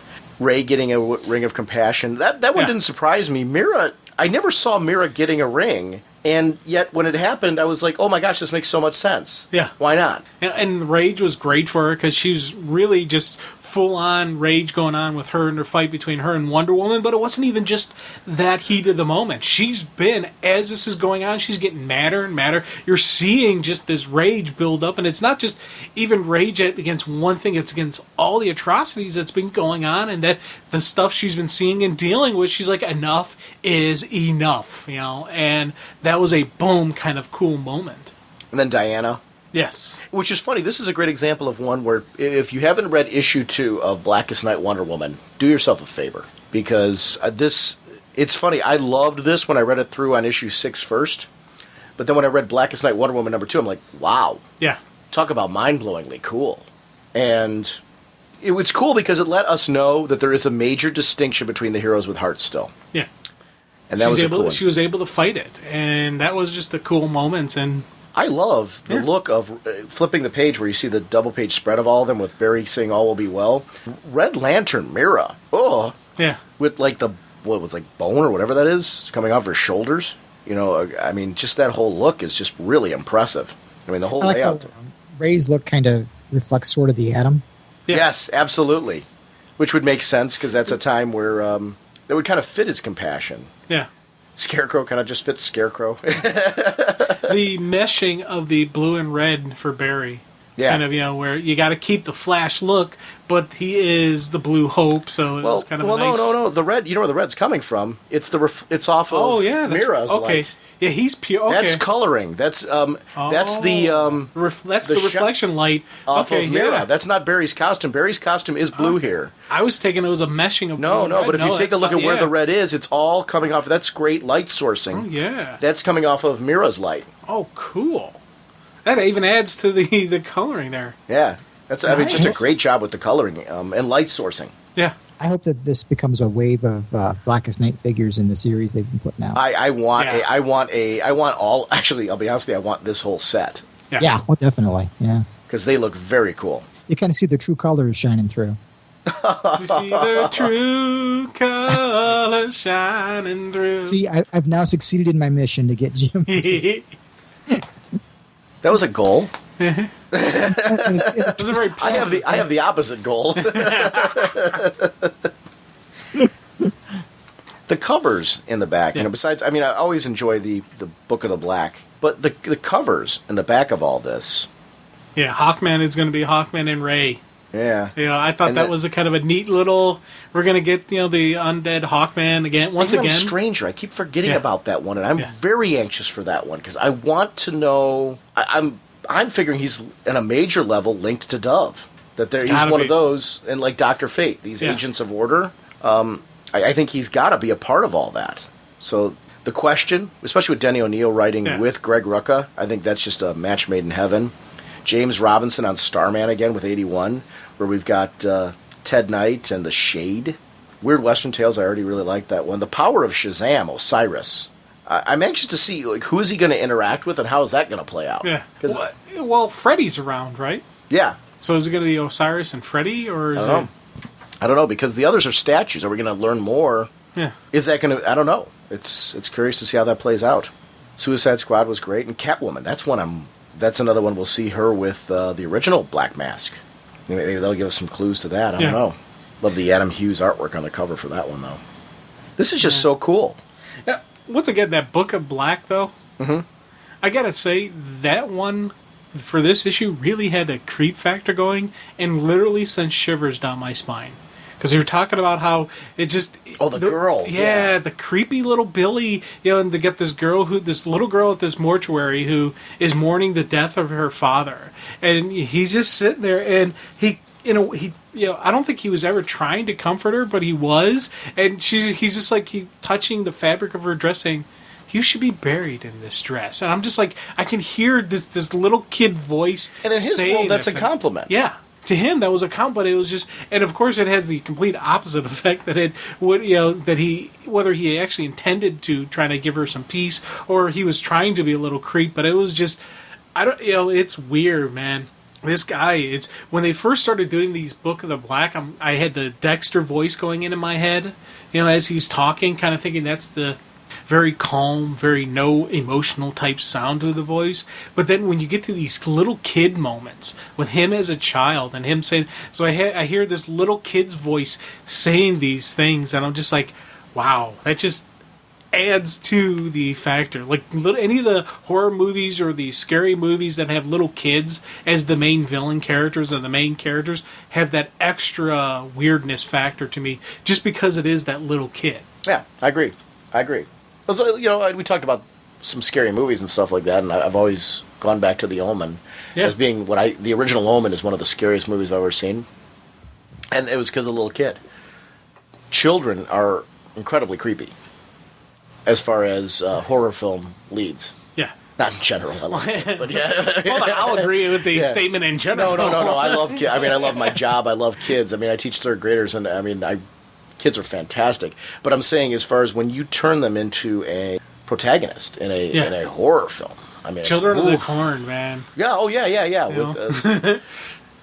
Oof. There they are, all alone, except for that old character.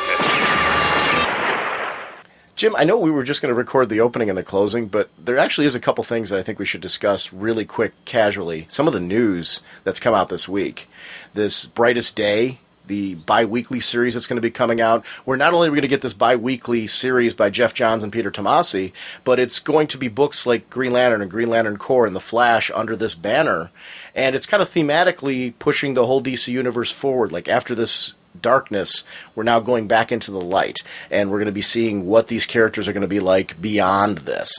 And it's just such a cool year with the 75th anniversary of DC Comics coming in. We got a who's who. We've got a new version of that history with that legacy book with the history of the DC universe coming back. A lot of cool stuff going on this year. I'm really excited. It hasn't really sunk in yet that I'm like, we're getting in May, we're getting a new who's who.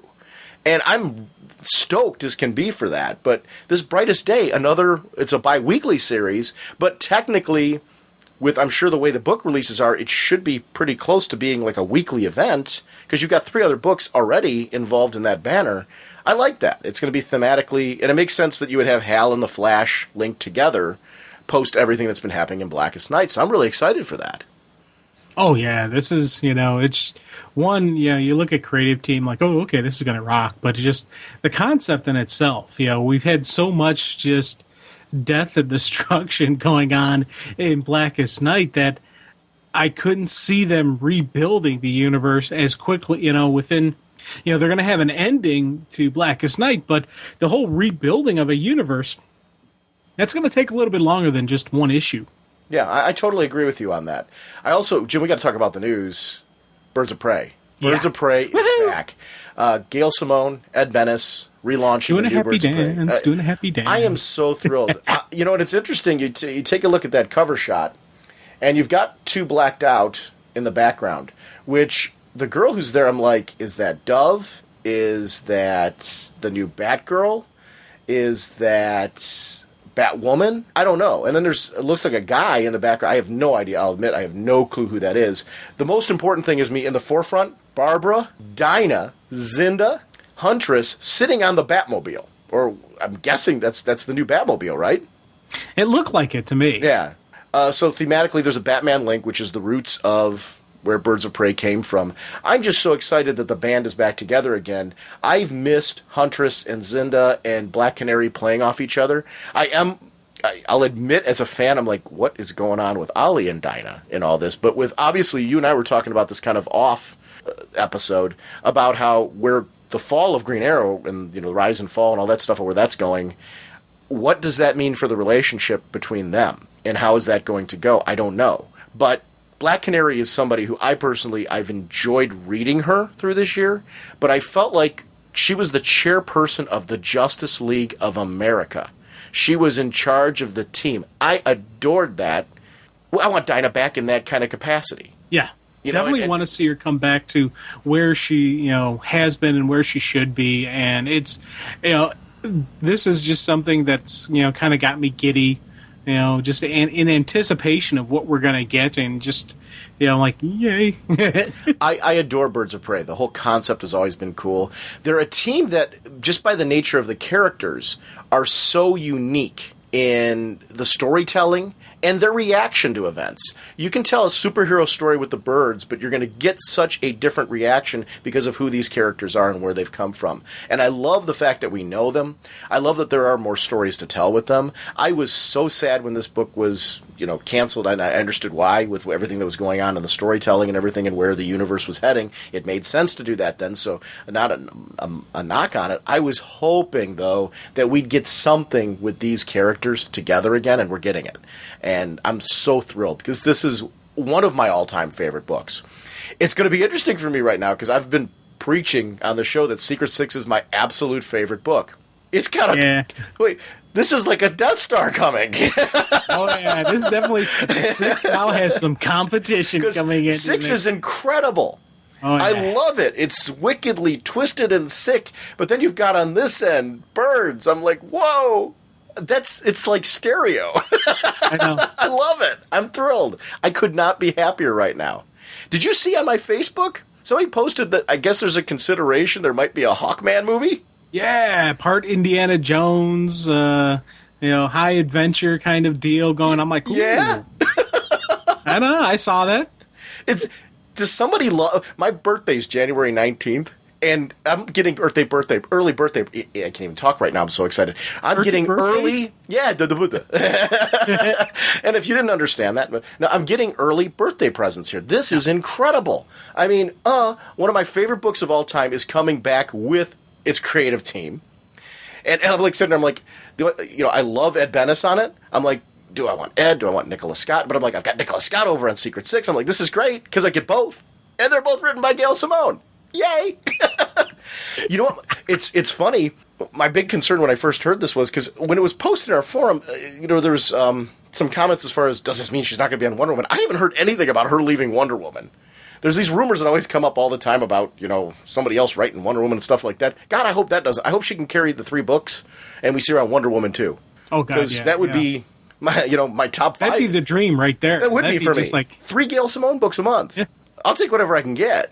And hopefully that Tranquility mini that they've been talking about. I hope we get that at somewhere down the road. So I'm Gail Simone happy right now. But Birds of Prey, that's... As a Bat fan, that was one of my favorite Bat spin-off series, with Barbara Gordon being in the spotlight and really just showing what Oracle's all about and who she is and giving her that role. I am curious to who that person is in the shadows. Yes, because the one I'm thinking is Batgirl. I am too. It's not Batgirl, I was thinking Misfit. Part of me's thinking Misfit as well, which I would love. I adore Misfit. Yeah. I don't know why I thought Dove. I was thinking because of the way the hair is. and the way the kind of but Misfit, I love Misfit, so I would be thrilled with Misfit. I don't know, it's kind of the four in the forefront are really important to me right now. Yeah, and obviously the other two that are in the background are just going to go and keep that dynamic shaked up. I mean, I'm as interested in them as I was knowing who the various players were going to be in Secret Six. Like when we didn't know it was going to be Bane and things like that. And Jeanette, obviously the new character. So I don't know who those characters are going to be. You're right, Misfits, I totally left that out of the equation. I adore Misfits, so that would be fantastic. I don't really care who it is because I know that they're there for the purpose of just shaking things up and keeping the story going. So I'm thrilled. That's a new characters always add something to a team dynamic. It's how, a lot of times they're a tool to get new stories and get them going. Misfit, there was a lot of stories to be told with Misfit.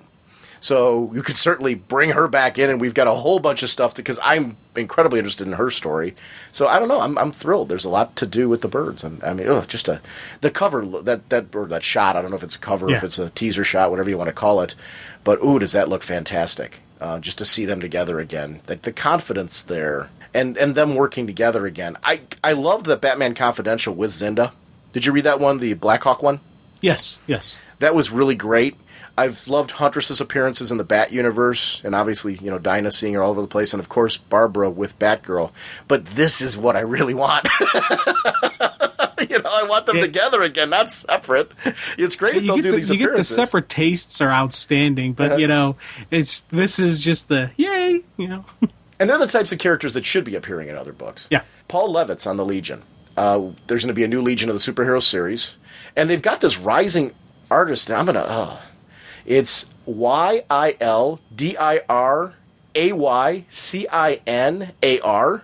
He's this rising artist. His sketch work is up there for Lightning Lad and Cosmic Boy and Saturn Girl, and there's a cover shot or a team shot there, and it looks really cool. I guess he's doing Adventure Comics as well, so I don't know if that means I think that means we're going to get a double dose of the Legion. I don't know. I'm really excited for this though because. He's talking about big stories shaking up the universe right away. He says he's going to be blowing up a planet for one of the Legionnaires in the beginning. So he's going to already shake this thing up. Bang. Yeah, but he's the enthusiasm and the energy for the Legion. I'm looking forward to there being a regular Legion book. Where it's all Legion. I've liked the backups a great deal. I'm not knocking them at all. They were fun. But I'm really ready for a good, full Legion book. Yeah. So I'm excited for that, to see how that's going to spin out of that. And Paul Levitt's on there. It's going to be great. Peter Tomasi extended his exclusive with DC. And I'm getting a lot of this stuff from the DC blog. So if you guys aren't checking out the DC blog, please do so. Tomasi, I'm glad that he's extending his exclusive because I think he's just had incredible writing in the DC universe. This Green Arrow stuff that's going on. We got Blackest Night issue of Green Arrow. But how are you feeling about Ollie? Are you ready for an Ollie shakeup? Yeah, actually. Ollie's the kind of guy that, I like him kind of troubled. I hate to say that about him. I do like, the romance between him and Dinah, and I like seeing just the couple when they're a positive couple. But some of the best Ollie stories I've read have been when things are a little bit shooken up for him and just a little bit traumatic. So it's funny because we're getting plenty of shakeup with the whole Blackest Night stuff, and I'm like, I kind of want some more. See what happens. With Ollie, I do want things to go positive for him and end on a good note and strong and solid. But I don't know. I'm kind of curious to see this. I want to. It is weird because usually I don't want this kind of stuff. I don't want bad things to happen to these characters because I think of them as my friends. But for some reason, I'm looking forward to seeing this Ollie mix-up. I'm looking forward, to see what they're going to do to him, how things are going to play out, and the stuff with Arsenal. Because in a way, I'm thinking that when everything is said and done, we'll have an even more solid position for Ollie. Because I know in the end, he's going to come out on top. Uh-huh. This isn't going to be just a beatdown of Ollie and he'll be disappear into the shadows. When this is all said and done, I think we're going to get a stronger Green Arrow, but not even that, just a stronger crew. Arrow family. Arsenal maybe will come back. Well, probably almost definite Arsenal's coming back, but maybe get the Connor coming back. Maybe another some more usage of Mia out there. So I'm looking forward to this. I want to see what they're going to do with the guy. Ollie and Dinah's relationship, it's always been impressive to me when she steps up and he steps up, and they go through turmoil, and yet they find their way back to each other through then. J.T. Cruel, I've been enjoying his writing. I've been enjoying the series. I've been really digging Green Arrow, Black Canary. I'm excited for a shakeup because anytime you're doing something exciting with a character, you get into it. J.T. Cruel has been batting high with me, so I'm like, okay, if we're going to be doing some shakeups to the Green Arrow universe, I want to know that it's a writer who I'm enjoying right now, because I've been enjoying the series, so I always get kind of tentative on that. Like, I'm having fun with what's going on right now, the whole Poison Arrow stuff and all that. I've been having a lot of fun. So I'm excited because the writer who's coming on to do a lot of this is somebody who I've been really digging his work. He's been batting 1,000.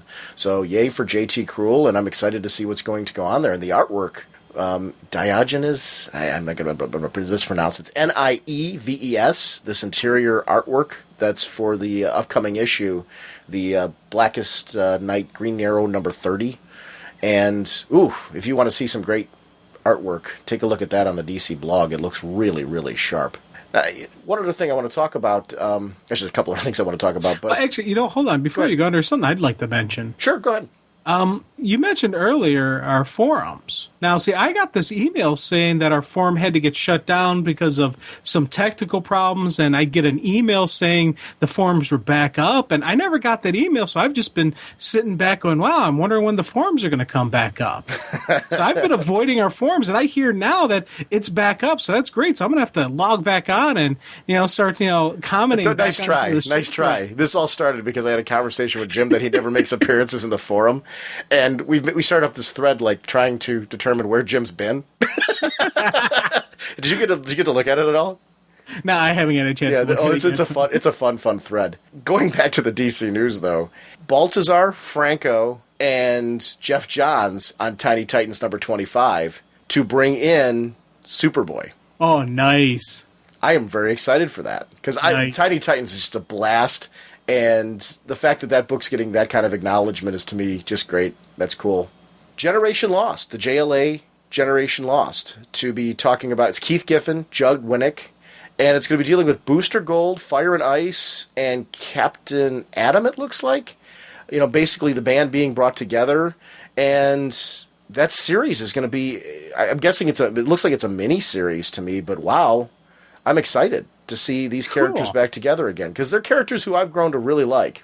And Captain Atom, certainly with what's been going on in the Superman books, we've seen him come back into the fold. We've seen a great explanation as far as what's been happening to him and what did happen to him. I'm glad that they acknowledged everything that happened with him in Countdown and how we've got him in the place we have him now. So it's great to see that kind of brought back into light, and that we got an opportunity to do something with that character. Because I'm a big fan. If you're going to bring somebody back, please do something with them, or don't bring them back. You know what I mean? No, I mean that in all sincerity. I get frustrated when you do a good story to bring a character back. You explain how a character now is a hero again, but then if you drop that character and don't actually do anything, what was the point? So I'm thrilled to see Captain Atom on the cover of this book, along with those team, because I'm like, okay, we're going to get some storytelling with Captain Atom out of this. Yay! Obviously we're going to see more from him in the Superman books, I'm assuming, because, if they did that there, it was obviously for the purpose of bringing him back to utilize him in some capacity there. But to me, I'm looking at that and like, yes, even more beyond that we're going to see with him. Did you see who's taken over Booster Gold? No, I have not yet. Giffen and DeMatteis. Woohoo! The team from Metal Men, they're shifting over now to take over Booster Gold, which it's bittersweet. When I say bittersweet, I've loved what Dan Jurgens has been doing over there. So if there's a team that's going to be replacing him, Giffen and DeMatteis, who else would you? I mean, that's, to me, yay. Continuing on, their love for that character matches Dan Jurgens's. It's going to be great to see them continue Booster. And I'm excited for more Booster, too. So, this has been a big week for news in the DC universe. Just wow, look at all that. So I thought it was something. I was like, we're just going to record an opening and closing, and I thought this was stuff that we just really needed to talk about, because it's really just kind of made my whole week to kind of keep an eye on that. But I can't recommend enough the Source blog. I have it on ragingbullets.com. If you go to our site, right up along the top bar, I've got a direct link to the Source. So if you're ever over by our website checking up on things, our Twitter and stuff like that, you can click on that right from our site. Or obviously go to dccomics.com and click on it. But I love the Source. I check it daily. Great they've always got covers, preview art, news, stuff like that. That's really an active daily. There's new stuff up there Monday through Friday. So if you're not checking that out and you're a DC fan, do yourself a favor. With Windows 7 now, I actually have screens rotating of comic art that I've been, saving from the source. As they put up those cover previews and art previews. So it's cool. I've got this neat mixture of black and white pencil art, inked art, full-blown, colored art, all this kind of, mishmash kind of running through. And I love the slideshow desktop backgrounds that I have going right now, and I got that from the source. So it's kind of some kind of cool stuff. And for people with game systems, where they're making customizable backgrounds, you got a wealth of great stuff, to pull right from those websites to make up the customizable backgrounds for your game systems and stuff too. So it's kind of cool. DC Universe, the source. Hey, Sean and Jim, this is Micah, and I was calling to see if Troutman and I are the only humans on the planet that understand that Jakeem Thunder is actually on the JSA roster. Because it seems like even though we have 2 books now, we're still missing one character who's not on either roster anymore. And maybe I missed it in that he got kicked off the roster, or he died somewhere and I didn't see it, or he went to another dimension, or maybe he's in the Marvel Universe now, who knows. But for some reason, he's not on either team. And for another one of those characters that I actually have grown attached to over the years and just completely disappeared from Marvel, still up the DC Universe. Just want to know where exactly he went to. Because even in Blackest Night, he doesn't show up. And my biggest criticism of the Johns run was that they had this giant roster and some of the characters disappeared. They came up and they told us that these characters that disappeared would come into play more. Like Jakeem Thunder, that just happened to not exactly show up yet. And that's kind of upsetting that we have the 2 All-Star books in the JSA and the Blackest Night JSA, and still somehow he has not shown up yet. And it's like Troutman and I are the only people on the planet that know that Jakeem Thunder actually does exist as a character somewhere. All right, later, guys. I wouldn't go as far as to say you're the only people that know. I'm a big Jakeem Thunder fan. I'm actually the other one I'm looking for is Atom Smasher. Where's he? But you got to wonder if there isn't a plan for those characters to make appearances. Here's the way I'm kind of looking at it. We've been seeing in the JSA storytelling Sandman in kind of like these 1 or 2 page shots where he's been kind of off camera because of what he's been dealing with his dreams. And I can't help but wonder if we aren't going to get storytelling with those characters. And the truth is that it's normal with team books that kind of happens. I'm with you. I'm a big Jakeem Thunder fan, so I'd love to see him. I love the story with him in the Thunderbolt and how they brought Johnny Thunder into it. And so I'm curious to see where that character is and how he fits into the JSA. It's whenever writers take over a team, and this is true with Jeff Johns when he came back on the book, you got to take a look at what stories do you want to tell, what characters do you want to focus on. When you've got a roster that huge, it's really hard to hit everybody. And, that's Justice League is another great example of that. There's so many characters I would love to see on the Justice League that there's a point where you have to say stop, and you have to make a roster that makes sense and is balanced. And that's why, later on in their run, they can always swap out a character and put in Jakeem Thunder and give him a nice spotlight run, because it makes sense to do that at that point in time. But I'm with you. I would love to see maybe what happened to some of these characters. There's got to be a story with Atom Smasher coming. Yeah, didn't we have a problem with Jakeem Thunder in the mini? He kind of got messed up when they were at the Snake People. What are they called again? I'm drawing a blank. Cobra. Thank you. Very basic name, Jim. Good job. That's right. Yeah. When they were fighting them and they were in the Rock of Eternity, and he kind of got really messed up there. Mm-hmm. Because of the magic base and all that stuff. So I'm wondering if that's going to play into a factor. Yeah, I mean, and we've all got wish lists for teams like that. He makes an interesting point because a character that I've wanted to see back on the Justice Society for the longest time is Captain Marvel. I loved Billy Batson on the JSA. When he had those issues there, I loved that they played off the fact that they didn't know he was a kid. Because he's Captain Marvel, this big man, and he had this relationship with Stargirl, and Stargirl knew. But he was keeping that secret because he didn't want them to know. So it got really awkward. And I'm glad that they played off of that, because that would be something in today's society you would play off of. But I loved the characterization of him. I loved how Black Adam played off there. I mean, they were telling some great Captain Marvel and Shazam stories in JSA during that era. I thought that they fit very well. You know, a lot of times there's a lot of criticism that these characters don't work. I reference Power of Shazam is a great series for that, but also JSA. JSA showed how, in my honest opinion, how these characters, I grew up watching in the 70s Shazam on TV. I had Viewmasters of the old comic books and things like that. I love the character. And I do think the character's cool and the character can work. And that's a character I'd love to see on the JSA. But, you know, you got to say stop at some point. That's really the honest reality of it.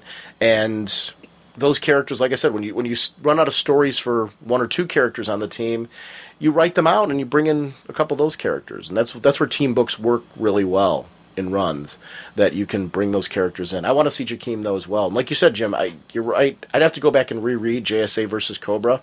I'd like to see exactly what happened to him again, but I do remember that as well. That's a miniseries we've referenced it a few times on the show about how good it was. Yeah. And how it fits continuity. Sure it fits right with, you know, kind of like pointing out the division of the team and all that stuff. So you really could have, you know, that the events from there could be referenced in either of the titles. And it definitely predates the status quo now. Yeah. So you're right that would make sense that would be what happened to Jakeem. I liked Eric Trotman writing JSA as well. I mean, that's a guy who I'd love to see him do another. He's doing great on the Shield. I'd love to see him do another JSA mini. I think they're a team that you can do a lot with, so I'd love to see more of that. Good stuff. Nothing like the handy-dandy electro claw for carving through metal doors. All right, Jim. Next week, we are going to actually, very soon, we're going to be back with our episode, a special recording we did with Freddie Williams II. The focus is JSA All-Stars #2, but also his career and how, basically how his life has changed since he's been working full-time in comics, which it's interesting. It kind of, it thematically is a continuation of discussions we've had with him on the show in the past about his career. And it's kind of a nice, if you've been a long-time listener, and if you haven't been, go back and check out our other episodes with Freddie Williams II, and I think kind of thematically, these will all kind of gel and come together, and this is another piece to the puzzle that is Freddie Williams II. A lot of fun recording that episode. I always have a good time. Ball. Yeah, so I'm really excited for that one, and that'll be released on the 18th. We're celebrating his anniversary and being in comics full-time, so we're doing that as a separate, special release, whatever you want to call it. And then we'll be back with our second part of our Blackest Night discussion, which is really cool. So a lot of stuff coming. There's a lot to talk about. The DC Universe is really exciting right now, so thanks for that. And our sponsors for this episode are DCBService.com and InStockTrades.com. First Wave #1 of 6, Brian Azzarello, Rags Morales, cover by J.G. Jones, regularly $3.99, 50% off, only $1.99. I'm an Elseworlds junkie, so when you said that before, Jim, is totally resonating with me. I agree with you that's kind of the interesting thing about all this is it's a very different world. And Central City, you know, is in there with the Spirit, and Doc Savage is in there, and I'm just curious to see more of. I don't have a huge history with either Doc Savage or the Spirit. I've read miniseries with both, and then I read, obviously, the Spirit series that was most recently released. But Spirit was a character I got very into from that series, so I'm anxious to follow more adventures of these characters and kind of see what's done in this new pulpy world. And I like that it is a pulp-focused world. They're creating a world that makes sense for pulp characters to work in. And that, to me, atmosphere, mood, tone is key there and critical. So I think it's why that Batman totally worked for me, because he's in a very different world. And that was something that I had zero issue with it. Definite differences with this Batman in here. But my biggest focus on this is definitely Doc Savage and the Spirit. Yeah. It's kind of cool that it just has a DC focus as well. And then, Jim, want to remind everyone that our Rage of the Month, which will be at the end of January, the entire 4-issue co-publishing series between DC and Marvel of JLA Avengers. We're going to be able to talk Marvel characters on Raging Bullets. Kurt Busiek, George Perez, 208 pages, $19.99, 47% off, only $10.59. And thank you, InStockTrades.com, for supporting us with those great discounts. We are going to finish Preacher this month as well, Jim, so we got a whole bunch of stuff to do this month. So we've had some great episode recording opportunities that have pushed Preacher back a little bit, but the reason why we were so comfortable with that is because we've got an arc of Preacher to finish, and we will do that in that arc, and that's going to be a lot of fun to finish that up. I'm guessing, Jim, why don't we plan to jump into that right after the Raging Oscars. We'll do Raging Oscars right after that second Blackest Night, and then jump back into Preacher. That work? Sounds like a plan. All right. Well, we will see you all on Monday. Bye.